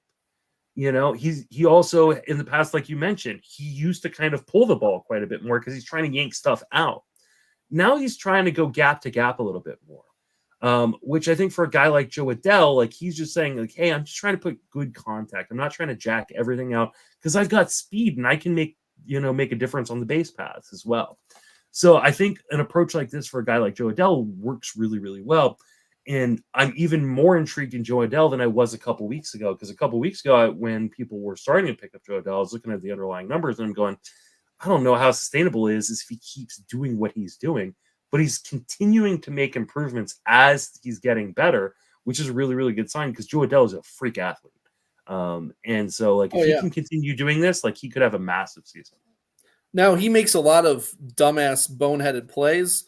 But the fact that they keep like giving him shots and opportunities to play tells me that that's not going to be something that keeps him from playing. Like, they're going to keep running him out there no matter how many times he runs past the base for no reason or, drops makes the a bonehead. Yeah. He's a terrible defender. He's clearly got ADD or something because he is not all there when he's playing baseball. Like I think that sometimes you get these guys who are just like uber athletes and they never, because they were uber athletes and in, little league and in high school or college or whatever, they were just so much physically better than other guys. They never learned the foundational things. The thing about Ron Washington is like a mechanics guru. Defensively, he's a mechanics guru. Offensively, like I think he's one of those guys that really can help Joe Adell grow by just giving him a better foundational base. And while like he is still not a good defender, he is a markedly better defender than he has been previously. And I think that's all to like Ron Washington. And I think that's important because like Ron Washington cares, and I think the Angels are going to care about defense. And so like if he couldn't get better defensively, I think that was going to be really bad. I mean, Marcus Semien was one of those guys who was like, hey, he's a good hitter, but he's a really, really bad defender. Ron Washington got a hold of him, and he became like a Gold Glover. So like, I think this is a really, really good. I think this is just a really, really good pairing and a really, really good coaching in Anaheim with Ron Washington, where I think Joe Adell. It's crazy, man. Joe Adell was the guy I loved. I absolutely loved Joe Adell when he got drafted and come up through the minors because I saw those raw tools, and then I kind of gave up on him, and now I wish I hadn't. Well, that's the thing. It's something that gets said all the time, but growth isn't linear. And what that means Absolutely. is, just because a guy doesn't work out in his first, second, or even third or fourth tries doesn't mean that they can't eventually break out, even if it's, I don't even know how old Joe Adell is. He's probably like 25, 26, right? 25. Yeah. So he's 25. He just turned 25 a month ago. So, yeah. You can't give up on guys. Once they're in their 30s, you can be a little bit more skeptical of a breakout. But when they're in their early to mid 20s, that's still within the realm of a normal. Hey, John Singleton's telling you don't even give up on me when I'm in my 30s. I'm not buying into John Singleton. Sorry, he's playing every day. I'm not either, but he's playing. That is a bridge too far, my friend. I will not be joining you on that. But okay, so we did talk a little bit about Adell and why, looking at him, we see sustainable growth, not just a hot streak. One of the things that I had seen recently on Twitter was a lot of people, I don't know why it was these two players specifically, but a lot of guys were asking people, hey, should I pick up Connor Wong and drop Logan O'Hoppe? I saw 3 or 4 different people ask this. And usually I know Eric Samulski had the correct answer. It was no, stick with Logan O'Hoppe. Because the thing is, a lot of people, a lot of novice players look at just the surface results. They see the 3, what's he hitting, 350 or something? It's ridiculous, whatever it is. Connor Wong, oh my God, why are you reloading? Connor Wong is hitting 346, but you look at his XBA, it's 248. Now, Connor Wong has made he looks like he has grown. I mean, his contact rate is up from 70% to 75%. His zone contact rate is up from 80% to 84%. He's not a bad play, but he's going to regress significantantly from where he is. And his K rate went from 33% to 23%. That's all great. But you still you're looking at his hard hit rate is 33%. That's bad. He's pulling the ball at a 41.5% clip. His barrel rate is 6.7%. That's below average. It's just that what he's showing you. And in EV50, he's got a 98.9 EV50, which is 206th amongst hitters. So it's just he's nothing special. This is a hot streak. This is how you look at the stats under the hood. Everything says it's a hot streak. 400 BABIP. That's the biggest kind of thing to look at there. But then you compare it to Logan O'Hoppe, who is kind of on the opposite end, where he's actually hitting the ball really well, but he's just not getting lucky like Connor Wong is getting. Logan O'Hoppe has 100.6 EV50, which is 100th in Major League Baseball, so significantly higher than Wong. He's got a 270 XBA with a 260 average, so he's getting a little unlucky. He's only got 2 homers to Wong's 5, but all of his power metrics are much better. He's got a 47.2% hard hit rate, an 8.3% barrel.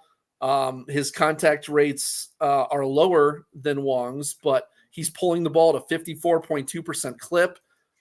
He's hitting 40.8% fly balls. He's got a 26.8% line drive rate, which is great. Logan O'Hoppe is hitting the ball really damn well, and it's only a matter of time before the ball starts leaving the yard.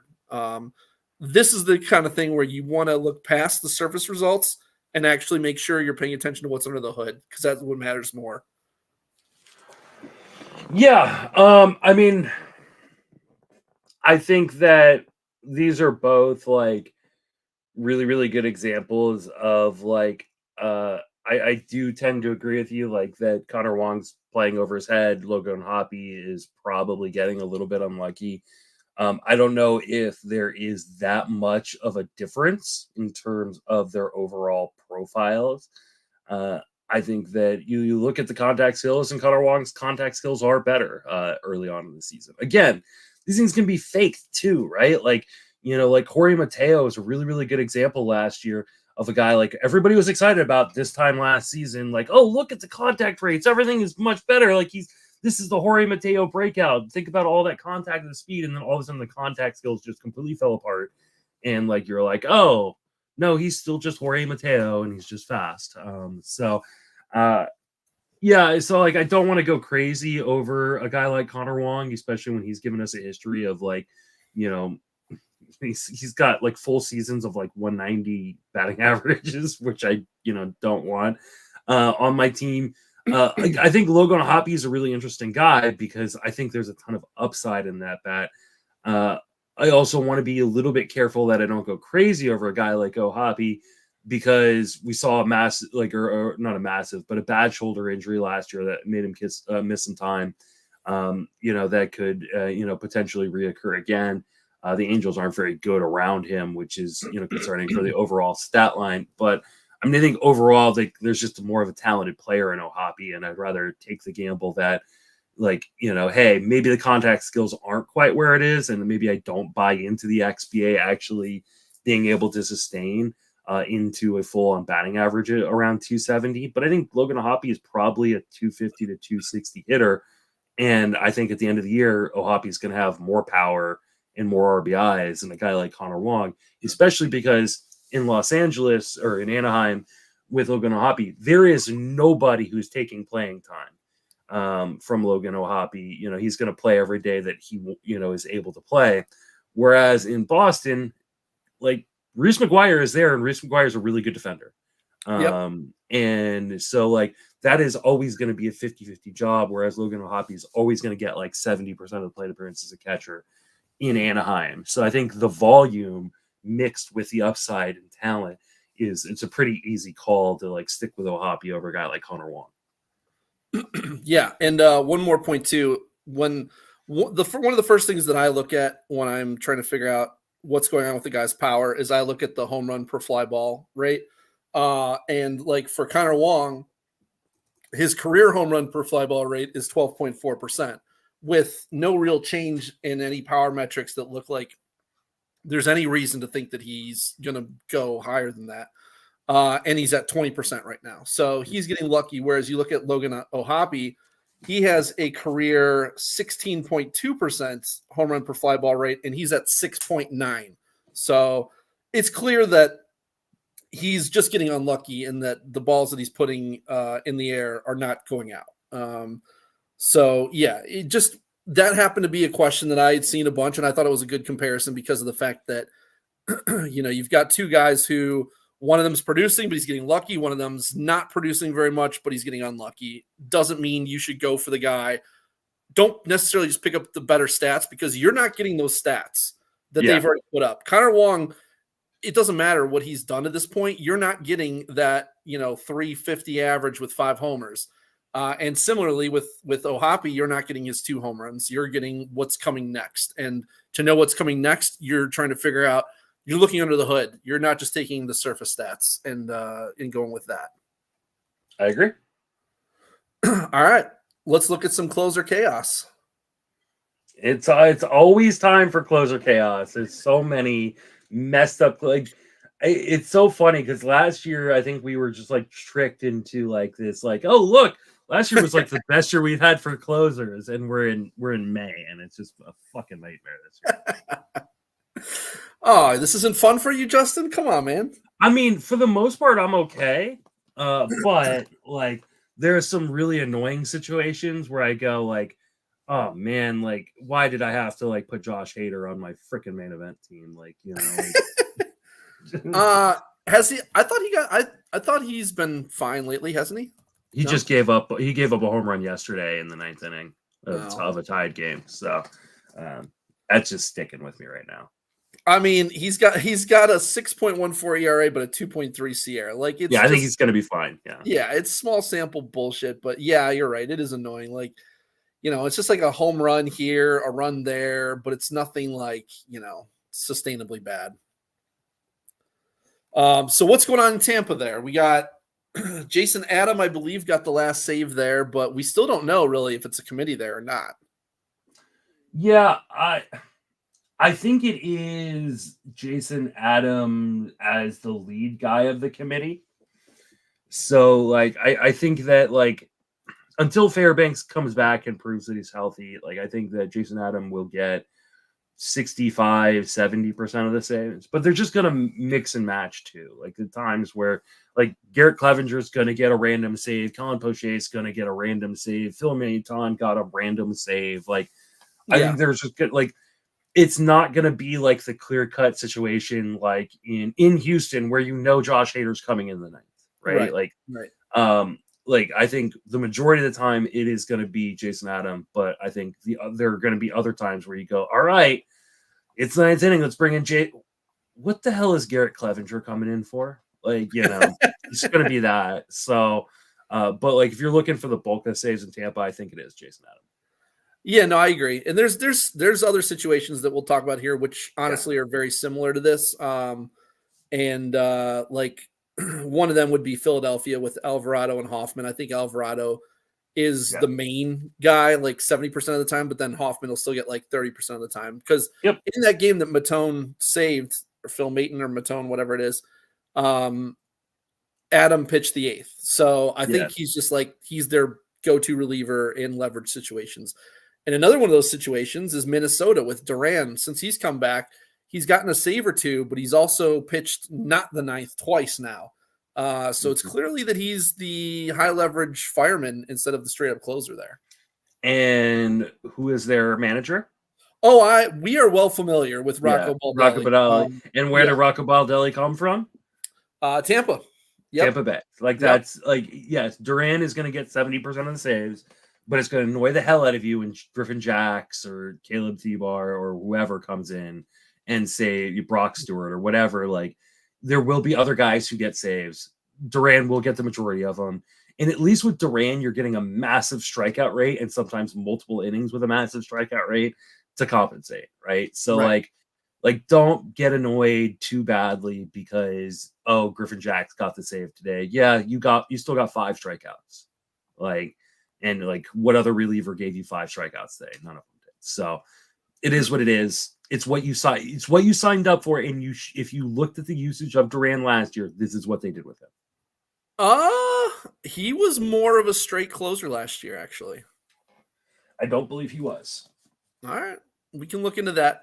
But all right, so another one of these situations, maybe or maybe not, is Milwaukee. I don't know if Trevor McGill is just the guy now or if Piamps is still going to get save ops, because when Piamps got the save ops, I think one of them was before McGill came back, or maybe even right the day he came back.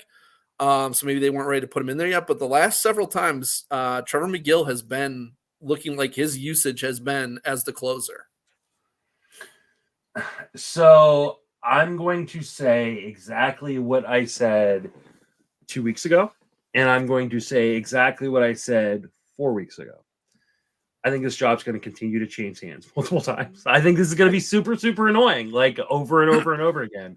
And so, like, when Abner Uribe lost the job, and everybody's like, "Oh, go to the wire and pick up Piamps and spend all your money," I was all like, "I'm going to pick up Trevor McGill for, much, much cheaper." Mm-hmm. Like, even in draft season, like the thing I said I was going to do is I'm going to take the guy who's last on the board. I'm going to spend the least amount of equity possible and just wait for my turn in the rotation on these guys. So, like, when people drop Joel Piamps, I'll probably go pick him up and put him on my bench where I've got room to stash a guy. Because I don't think there is a long-term set guy. Trevor McGill may be the guy for now, but it's just for now. Well, yeah, I mean, until Devin comes back, I don't think they're going to have. He's not coming back. He's not coming back. Really? You think Devin Williams is just done for the year?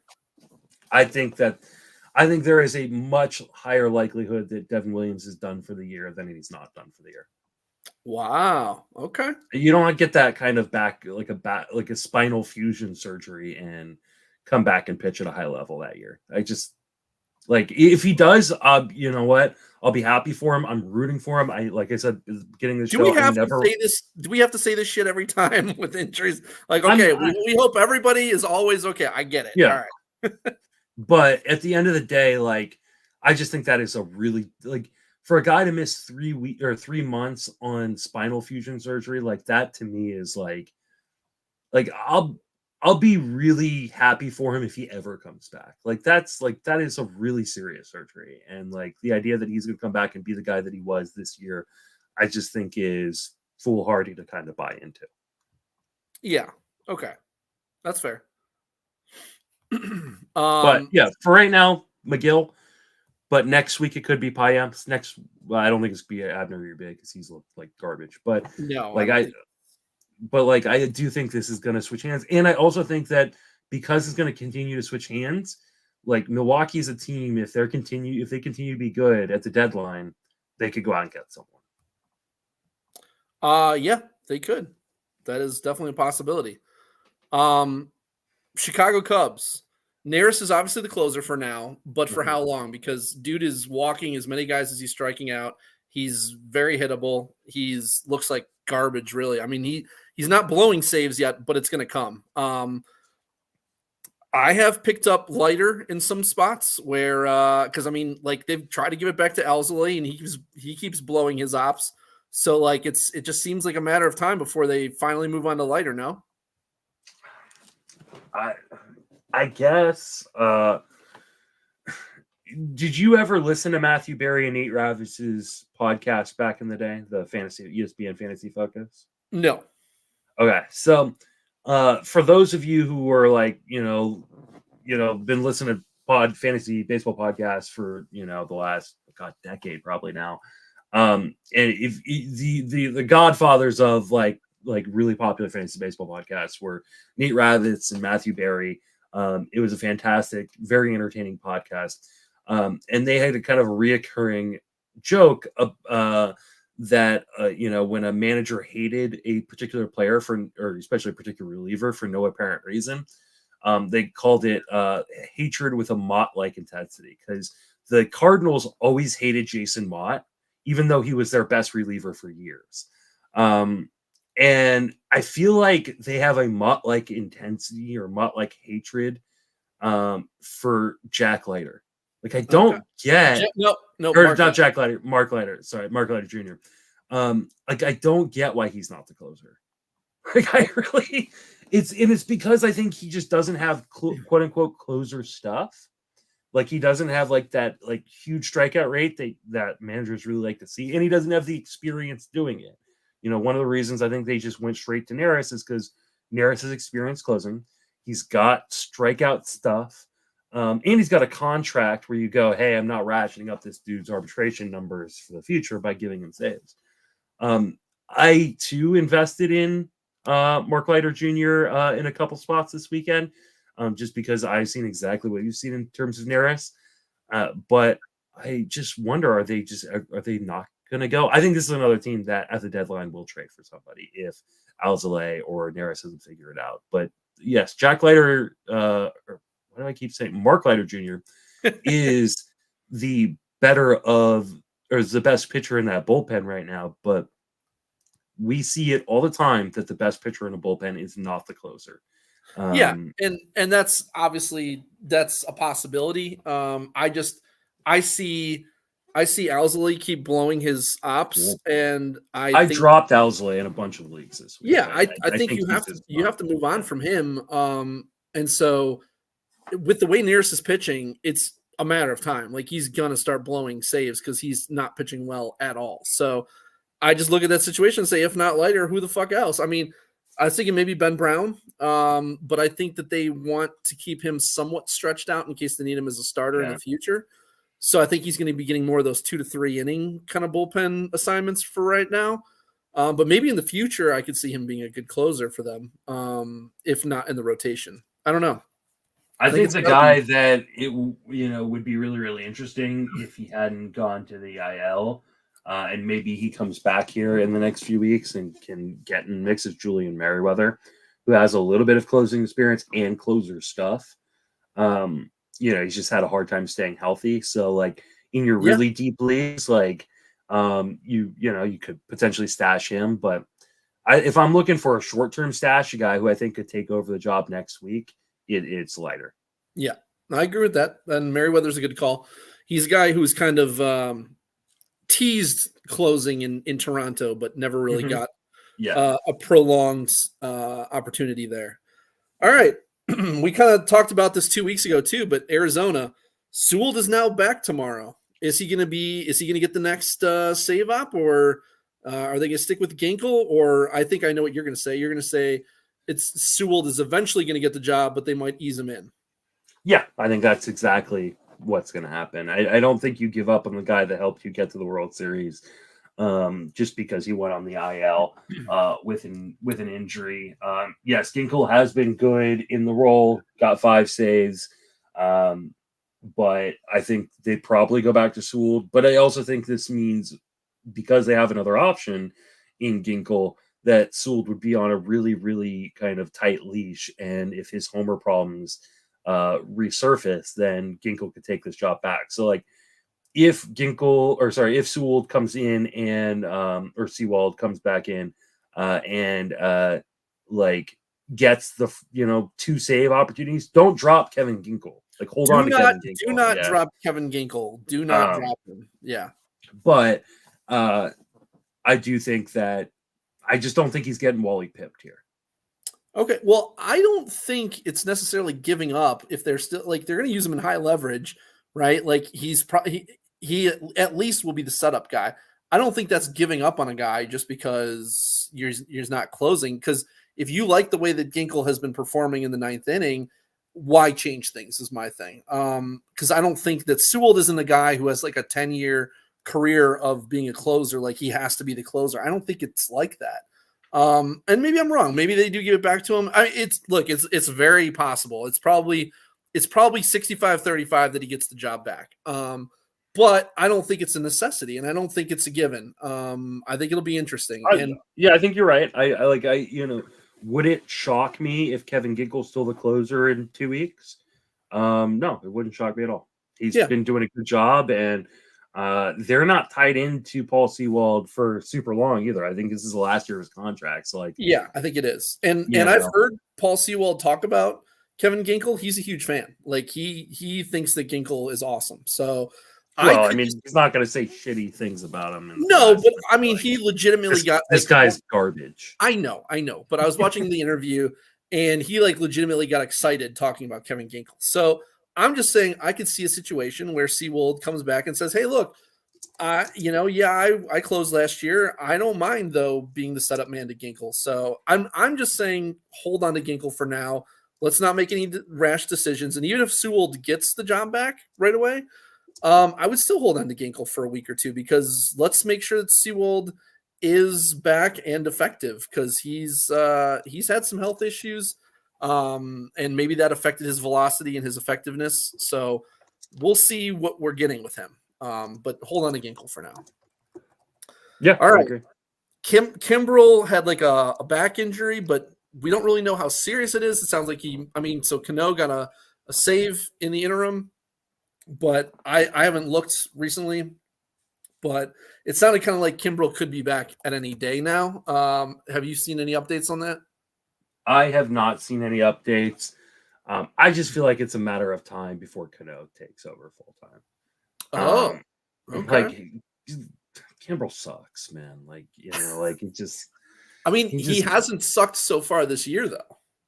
He hasn't looked great either at the same time. So I think you've got this team that is young and amazing, won 100 games last year. It has more talent in the minor leagues. And do you really want Craig Kimbrel as your closer?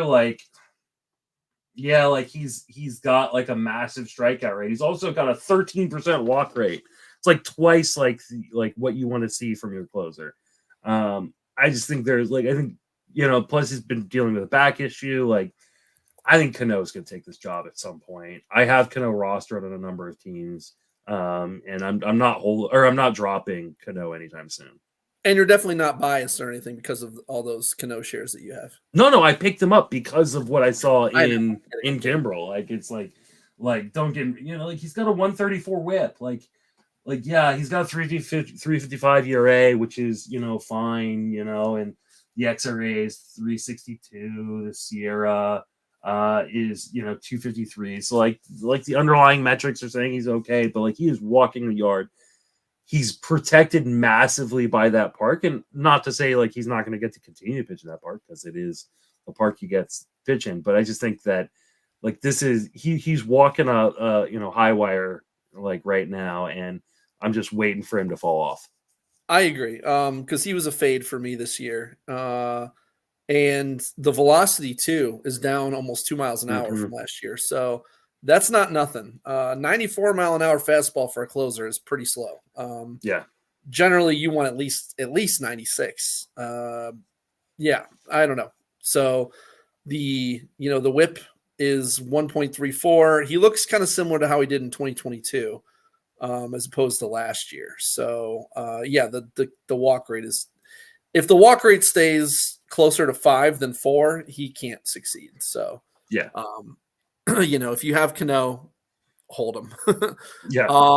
Chicago White Sox. It looks like Kopech is still closing for now. It's hard to tell because they don't really generate a lot of save ops on that team. Yeah, you can't get save opportunities if your team's not winning. Right. It does pose a challenge. It's not quite at the Chicago or at the Colorado Rockies. Who cares? Kind of, it's pretty damn close though. But it is. I feel like it is kind of close. So yeah, it's very Oakland A's-ish, right? Like it's like, but like if Oakland's actually winning games. But like just generally speaking, like if like Mason Miller wasn't just amazing on a per pitch basis, like you wouldn't care about like I mean I got Lucas Erceg for like $7 this week, like in the main event, like.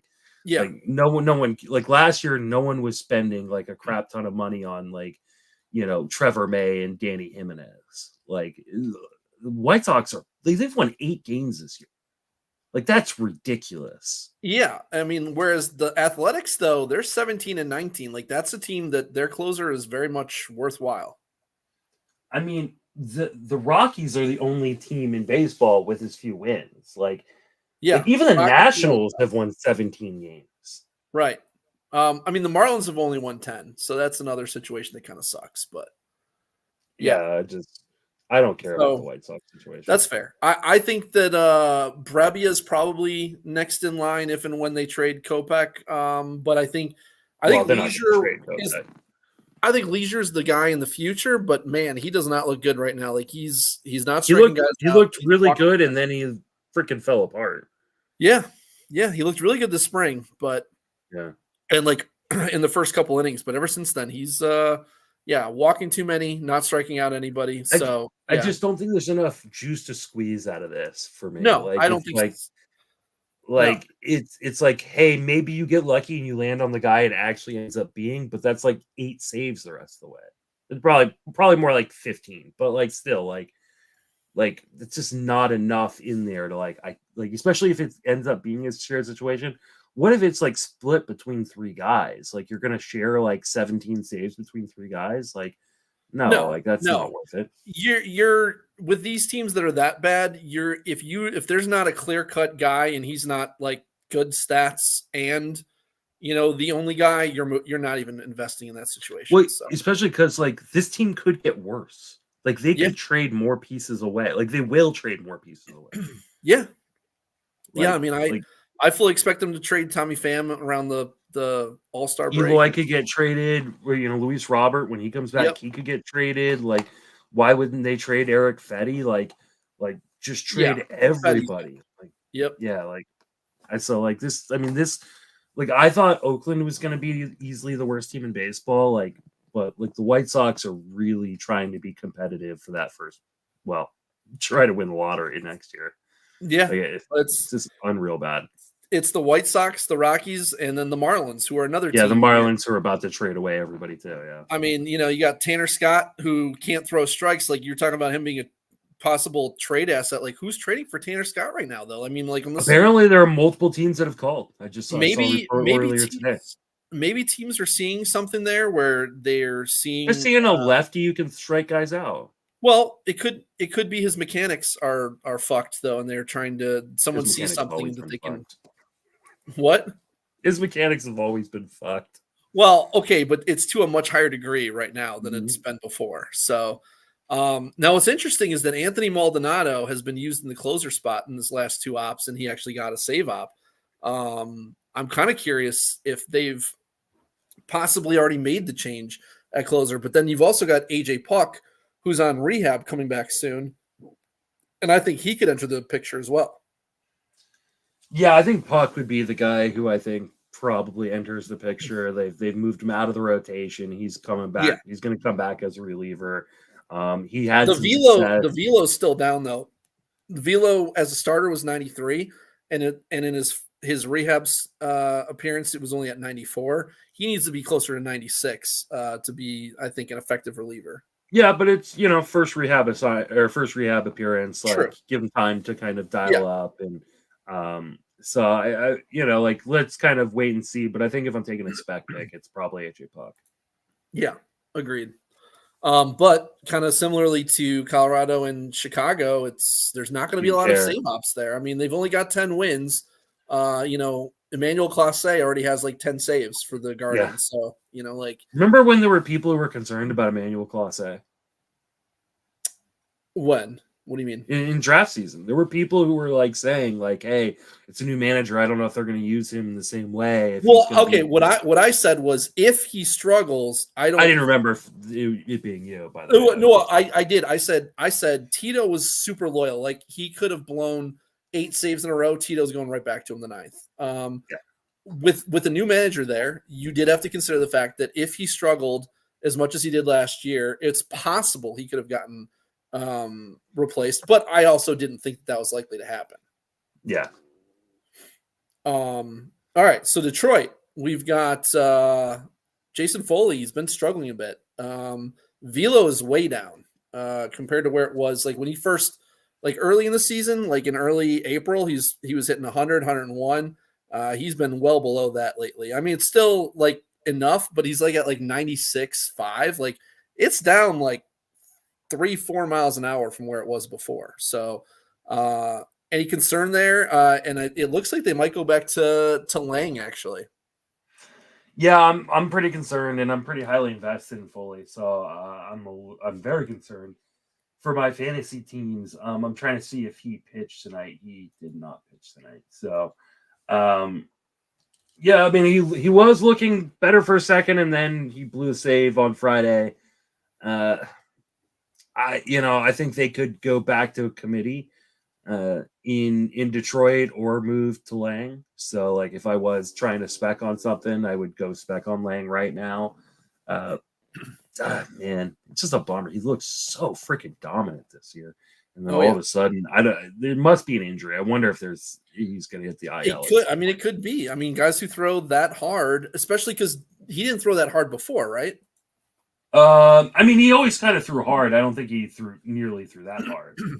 Right. I think he took it to a whole nother level though this year, which, anytime you're going that much harder. But like right now, yeah, his fastball 98, his sinkers 97.3, which is exactly. Oh wait, no, he only throws that. He doesn't really throw that. Okay, let's see. Yeah. Man, he doesn't really throw. His sinker, yeah. 97.3 is exactly what it was pretty much last year. So whatever early season gains he had in velocity are all completely gone right now. So yeah. So we'll see. I mean, I do think this has the makings of a committee. He's walking dudes too. I mean, his walk rate is 11.7%. So, and his swing strike rate's only 9.5%. That's real bad. I mean, he's only walked one guy in his last 5 outings. Okay. So, like, I'm not super worried about the walk. The velocity for me is, is the problem. So he's been his last 4 outings, he's been pretty hittable. Yeah, it just seems like there could be an injury there. Yeah, and you look at like what he's doing with his zone rate over those last 5 outings is, in 4 of those 5 outings, his zone rate is over 50%. So he's just throwing in the zone and getting hit. So he needs to do something to get swings and misses outside the zone, and he's just not right now. So yeah, well, I mean, his O swing is 24.5%, which is down like 12% from the year before. So he's just not getting the O swings like he was before. Yeah, and it's even worse when you kind of measure it by the last 5 outings, which is over the last week where it's down to 22%. Yeah, I think something needs to change, and I do wonder, like last 2 outings, 0 swing and strikers, like that is concerning. Yeah, so I think if I'm investing right now, I would invest in Lang. Agreed. And it does look like it's Lang over Shelby Miller, by the way. Like, I know a lot of people have wanted it to be Shelby Miller, including my boy Tony. But it definitely looks like Lang, and they have an affinity for Lang. I know they gave it to Foley this year, but they stuck with Lang for a long time last year before, and he was not good for. But again, another one of these teams that could go out and get a closer if they're competitive towards the deadline. True. So. Yeah. We have to play for the now, though. We can't assume that they're going to get a closer. So, and even if they do, it might not be for another 2 months from now. So, if you get 2 months, I also could see like this changing hands multiple times as well. It could. It could, but the problem is they don't have the options that like Milwaukee does. Right. Yeah, but I think Lang is your short-term guy that you're going for right now. So agreed. And now we can pay off the tease from, I don't even know, 2 hours ago. The LA Dodgers closing situation with Evan Phillips out. Will they use Hudson as their closer, or will they go with the committee? I think Hudson gets like 50% of the opportunities, and then the rest are spread around. So like Blake Treinen's back from the IL. He's got closing experience. They also like they like to use Alex Vesia in like random spots. Gratterall's on the IL, so they don't have to worry about that one. But I would say maybe it's like a time kind of share between Treinen and Hudson, with Vesia mixing in a little bit as well. So, I think Hudson probably gets 50 or maybe more percentage of the save opportunities, but I don't think it's like a full on he's the guy until Phillips comes back. And again, like I said it all off season, like I was just waiting for them to trade back for Kenley Jansen. And I still think that's on the table. I mean, the Red Sox are winning some games right now. I don't know if that's going to happen. I mean, for right now they are, but okay. Well, I don't think that team's that great. So. We'll see. So, apropos of nothing, but AKA a lot, maybe. The Dodgers had a save up today, and they went to Vesia. Yeah, like I said, like it's just like I don't think it's a set job. Yep. Like I think that I agree. is. I think this is until and like we said earlier, I think Phillips is supposed to be back fairly soon. So like the guy who spent $250 on Daniel Hudson, like that was a mistake, just generally speaking. But like it's gonna feel like an even bigger mistake when Phillips comes back. But Lord. like I just like this is why like I like the whole like, hey, don't pay for saves and get saves off the wire. It's not as easy to get saves off the wire as people make it out to be. And people often make mistakes. Like they often like we see it all the time. A guy gets a save on a Sunday and all of a sudden like someone just goes fucking crazy and fab on them. And then the next day they're all like, oh, it's a different guy getting the save. And it's like, yeah, just like this is why I like to invest in drafts on closers, but also I'm constantly speccing on a third or fourth closer. Yep. I got Trevor McGill, I think in my main event, or maybe it's one of my auctions, for $7 2 weeks ago. And like that $7 feels really, really good now. So like, I wouldn't go out right now and spend a bunch of money on Daniel Hudson. I'd be looking at all these other save question, situations that we'd be looking and go, who can I get for $8 or $9? Yeah, and that's it. Because the people who are spending $50 to $150 or $250 on guys who you don't even know if A, they're even the guy, and B, clearly they're gonna lose the job when someone else comes back. It's like, what are you doing? Yeah. This Yeah, is why, this week, you and I both, Mark Leiter, right? That Mark was the Leiter guy. and Lucas Ursag is another Yeah, guy invested in. Yeah. So, Yep. and Roy in the chat saying Miami had 2 lefties up. So they used Vesia. Yeah.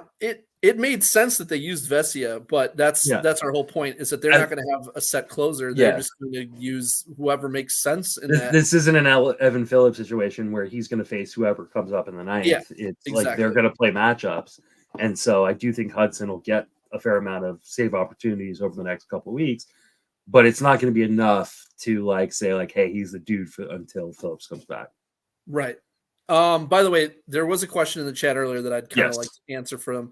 About, do you guys think Nolan Gorman can bounce back? Sure. Yeah. I mean, I think he's pretty much the same guy that he was last year. He's everything under the hood looks very similar. He's not hitting the ball as hard right now. There's some stuff that's down a tick or two, but really it's just a small sample size. He's probably he is the kind of guy who has the profile of a low contact guy who's going to have prolonged cold streaks. We've talked about this. Those are the guys who you have to live and die with having cold streaks. And he's exactly that kind of a guy. He doesn't hit the ball enough to avoid those prolonged cold streaks, but he will go on a hot streak at some point. So whether you hold on to him or not kind of depends on your league. If it's a shallow league and you can drop him and pick up a really good player to replace him with, sure. But if you're talking about a deep league, no, you're holding Gorman for sure. Yeah, this is the classic Dennis Green situation. He is who we thought he is. He swings and misses. He's overly aggressive in and out of the zone. He's going to go through cold stretches. If this cold stretch was happening in August, you probably wouldn't even notice. But he'll have hot streaks where you go man, this guy's carrying my team. So you just kind of got to know what you signed up for. Thankfully for him, St. Louis just sucks in general. So they don't really have options to turn to necessarily. But I think ultimately, I think Nolan Gorman will be fine. Man, that's 2 weeks in a row you got usage out of that fucking quote. I use it all the time. I love it. So the question was actually looking to use a waiver claim on him, he said. So whether you'd use your waiver claim on him, it really kind of depends on the league. It depends on who else is available. If there's nothing on the wire, if this is a really deep league, yeah, I would use the waiver claim on Gorman.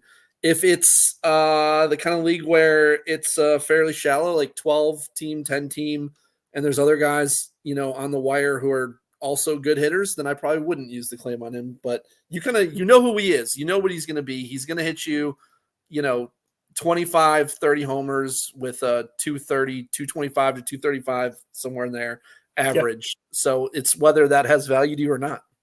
Yep. All right. So let's move on to Earth. Matt Cathy, the guy who usually puts out the Earth rankings, was unavailable to do so today, but he's going to put them out tomorrow. So I kind of tweeted out the current standings. I'm going to go ahead and assume, knowing you, that you did not see them yet. I did see them. Oh, you did see them. And that's why when you said, let's talk about the Earth Leagues, I said, let's not.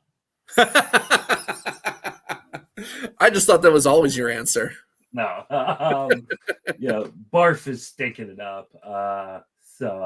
Barf dropped from 8th to 10th in the last couple of weeks. Yeah. So 2 weeks ago when we did this, you were in 8th. Now you're down to 10th. So, and yet your boy Eno Saris is up to 4th place overall. So what that's telling me, huh?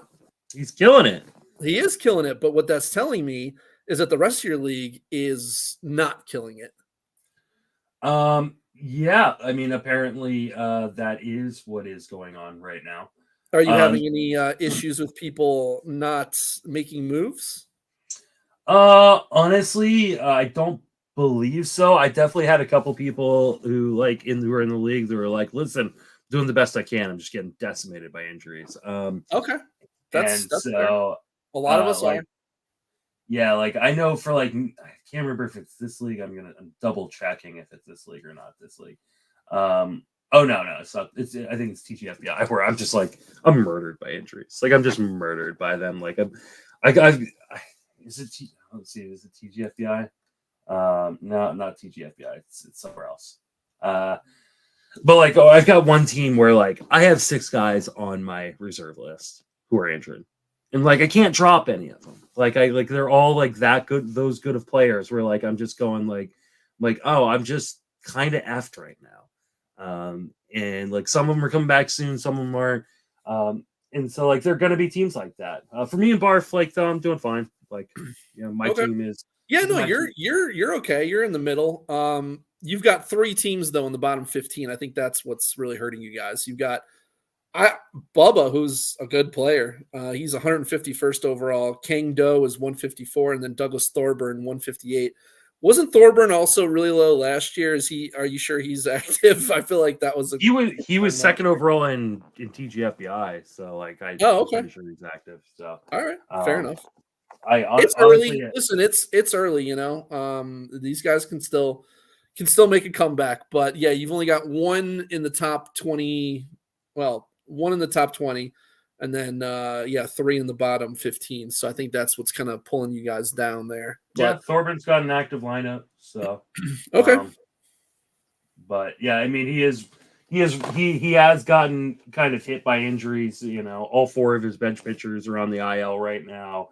Also got Luis Robert. So, he's Thorburns. I think just a number of people hit by injury bug right now. Oh, yeah. And it's hard to make those cuts, especially like for him. Like his 2 closers to start the year are both on the IL, and Evan Phillips and Pete Fairbanks. So it's like, like what do you do with that? Do you drop them off, and let someone, because someone will scoop those guys up? Or you just kind of stick with it, you have to just deal with that, unfortunately. Yeah. 5 of my 7 on my bench are injured, and I think I dropped 1 or 2 other injured. I mean, this has been this year, man. There's injuries everywhere. But shout out to my Glarf peeps. We're now up about 400 points over the next team. Surf has gone all the way up to second now. But Surf, Scarf, Wharf, and Slarf are all like almost like pretty much tied with each other. Like they're all within 15 points total of each other. So it's a real tight race for second place right now between those 4 leagues. Nerf is very much middling. Like they're well ahead of 7th and well behind 5th. So they're just firmly in the middle. I've actually been impressed with Wharf because Wharf has kind of consistently been the worst league historically, and they're up to 7th right now. So they're showing a little fight. Yeah. And I think they've kind of been coming up the board. I think they started out in last, and they've made their way from 11th to 7th now. Turf started strong, and then they fell. They're all the way down to 8th now. Darf, who I believe was 2nd last year overall, all the way down to 9th this year. So I think there might be some issues there. And then you guys are in 10th, but then kind of crazy. Tarf, who was one of the stronger teams, I think they got 2nd or 3rd last year. I can't remember if it was them or Darf in 2nd. But they are in last right now. And I think Russell, Russell Withers, the commissioner there, he's pretty close to the bottom last I saw, which is crazy for him because he's a good player. Yeah, he's 152 overall. So yeah, it's I expect Turf to turn it on at some point because they have a lot of strong players, and they were one of the leagues like you guys coming to me saying, "Hey, we're gonna make a run at Clarf this year. We're gonna win it." So yeah, I mean, like I expect you guys to be competitive because you guys always are competitive, but it's still so early. Like it is. I was talking with Paul last week, and like like my main event team was like in 10th place or something like that, and I was all he's like, "Well, you worried? Like you got to make some moves." Like, no, not worried at all. Like I'm really just not like unless I see a massive deficiency somewhere on an individual team, like I don't worry too much about the standings. And like the next day I gained 10.5 points in the standings and I was in 3rd. Like it was just like Like I things change so rapidly right now. Like, Yeah. so like from a league perspective for Earth or for a team perspective, whatever team you got, like, don't freak out if your team, like, unless you see something that is massively glaring. Like if you're looking at your ratios, or you're looking at like one of your stats and you're going like, I'm buried here, and if I don't move quick, I'm gonna be buried for good. Like, I just wouldn't worry too much about it. Like, yeah, I look at the standings every day, but that's just because I have a massive ego and I just want to see where I'm at. But like, I really don't care. Like, I don't have any first place teams right now. Like, I don't care. Like, I just don't. Yeah, I 100%. And that's the thing. You never want to get too high. You never want to get too low. Yeah. Don't freak out when you're in last, and don't think, oh my God, I'm crushing everyone when you're in first. Like, you should just be aware of where the deficiencies are in your team. Like, that's the one thing. There are, on some teams, there's a couple of things that are problematic. When the average is really, really low on some of my teams. One of my teams had 7 wins and it was in last place. The team in 11th place in my league had 13 wins. So I had like half the wins of the team in front of me. That's concerning. Yeah. But that's also not something I can really control, because it's not like I was playing a bunch of relievers or anything. Like, my starters were pitching well. I'm doing really well in ratios, but they're just not getting wins. And there's nothing really you can do about that. But then, like, one day I had like 3 wins, and the next day I had 2 wins, and now I'm within shouting distance of the team in front of me. So you just have to make slow moves. You don't have to gain a shit ton of points in one day. You're going to have good days and you're going to fly up the rankings, and you're going to have bad days and you're going to go down. Just stay even keel about it. Just objectively look at your team and say, here's what I definitely need to make changes on.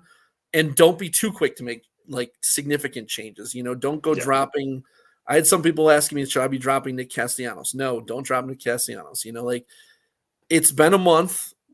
Give it until, if a guy still isn't producing, who's historically produced by, early to mid June, okay, now maybe we can start listening on that. But until then, stick with the guys that you believed in before, because unless there's something massively wrong in their numbers, there's no reason not to.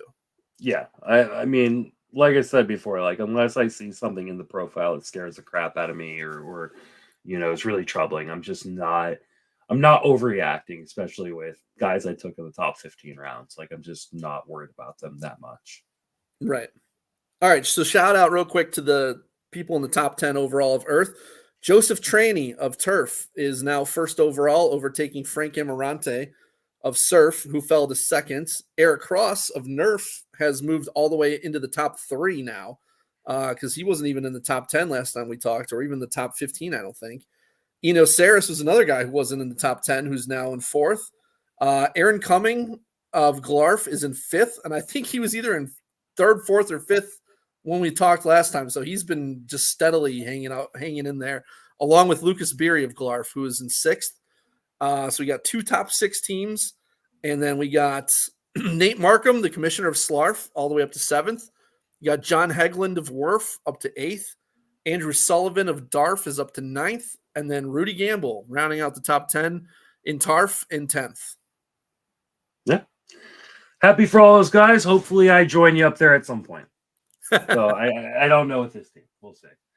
Like, it's not a bad team, but it's not a good team either. Oh, one last question. Looks like he said Cole dropped in my OC. I'm assuming he means Garrett Cole. Garrett Cole, yeah. Yeah. With the recent good news and bullpen session, what's the going fab rate? OCs are difficult. Like it they're really so depends all over the place. There's going to be some OCs that treat it like a main event where they go really high on guys like that, and then there's others where they're barely going to get bids. I'm still very skeptical that Cole's going to come back and be really good this season, but it is worth taking a shot on. Yeah. Man, I don't know. I think 40, I would be bucks. comfortable. What was that? I'd say $40-$50. Oh, okay. I was going to say closer to like 100 is about all I would go. And even that might be I think it depends on the strength of my overall team, right? Like if I have if Garrett Cole is going to be the 7th player on my bench, then I would get more aggressive, right? Because that means my overall team is like healthy enough where like I won't have to risk dropping him, right? Because let's say like if you've got 2 injured pitchers on your team already and you're not dropping one of them for Garrett Cole, like I'm not spending a lot of money because there may be a chance that I got to drop Garrett Cole again. So for me, it's very contextual for team by team, but I don't love spending triple digits on a guy that I'm not guaranteed I'm ever going to see pitch. That's very fair. I like you said, it's contextual. It depends on your team. I was assuming that this guy like desperately needs pitching and he needs like an impact starter. I think around 100 is the highest I would go. Like I'm not going to 200 or anything like that.